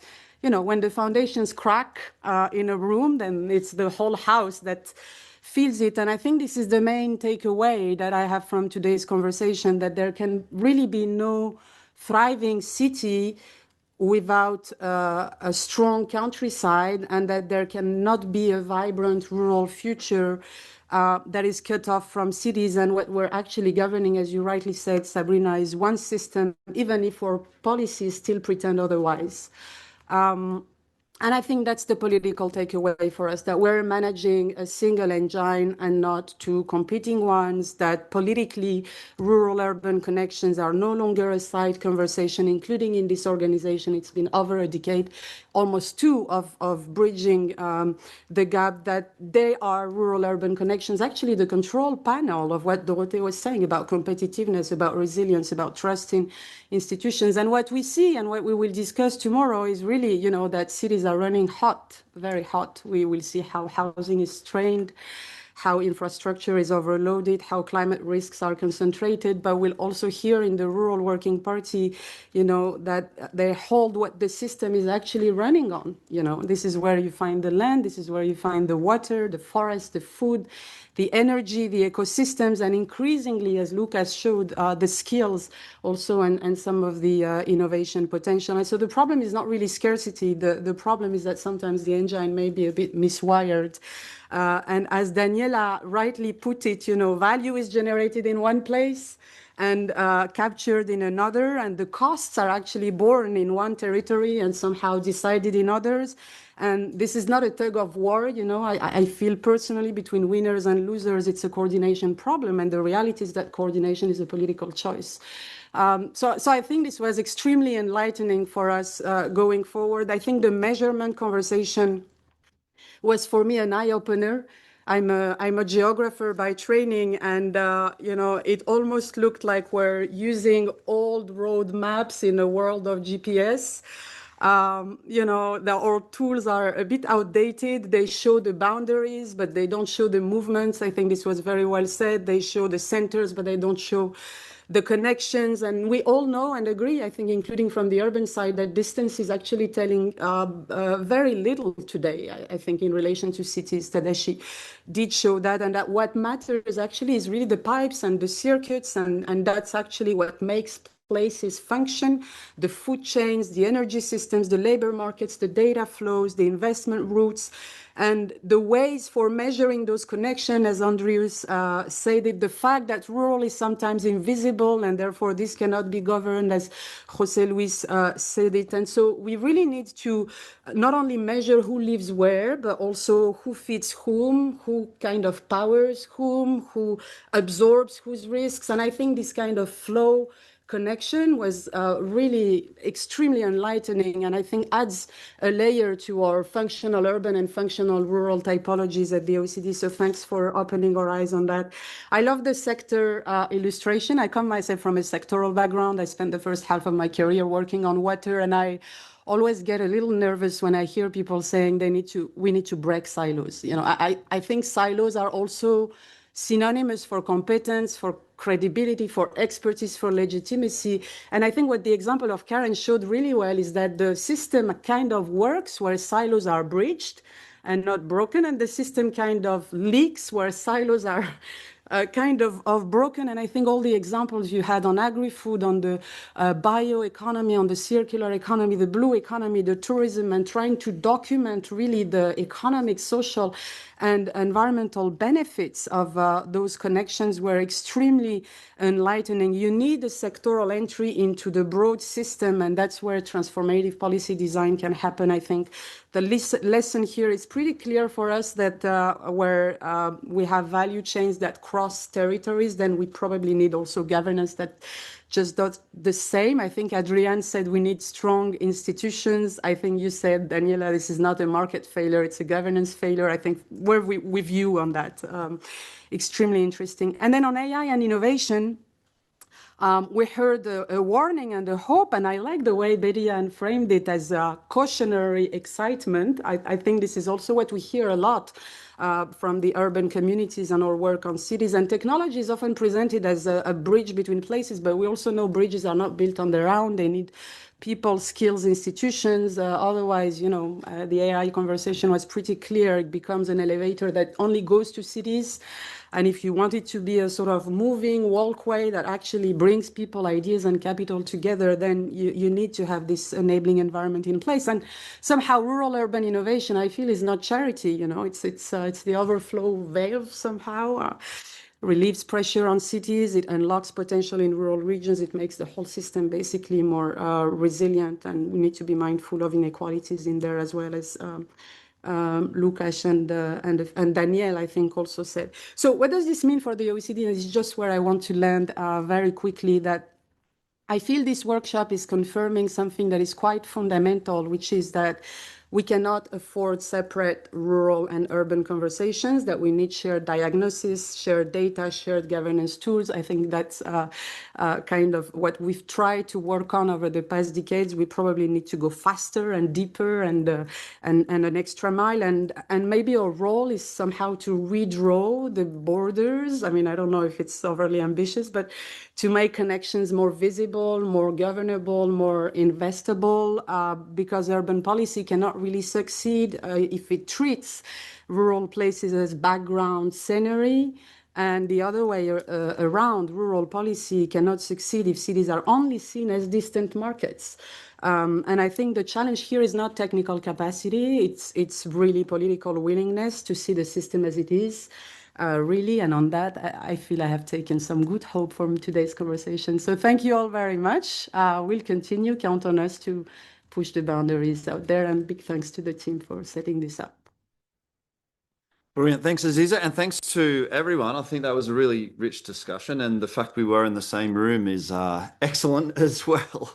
But thank you to Betty-Ann and to Enrique, as well as support staff, Eleanor and Leslie over there. Great job. Thanks to all the speakers online and here in the room that really contributed to this rich discussion. I was impressed by three things. I was impressed by the regional representation, both in the room and online, as well as the geographic balance, Southern Hemisphere, Northern Hemisphere, etc., but also the OECD balance. We're well represented from different parts of the OECD and parts of the House, which is great. I want to wish you all good luck especially Doro. When was the last time you slept? No, there's a big week ahead, obviously, and got working parties. We've got the RDPC, and there's a lot happening. But I personally learnt a lot, and I thank you all for that.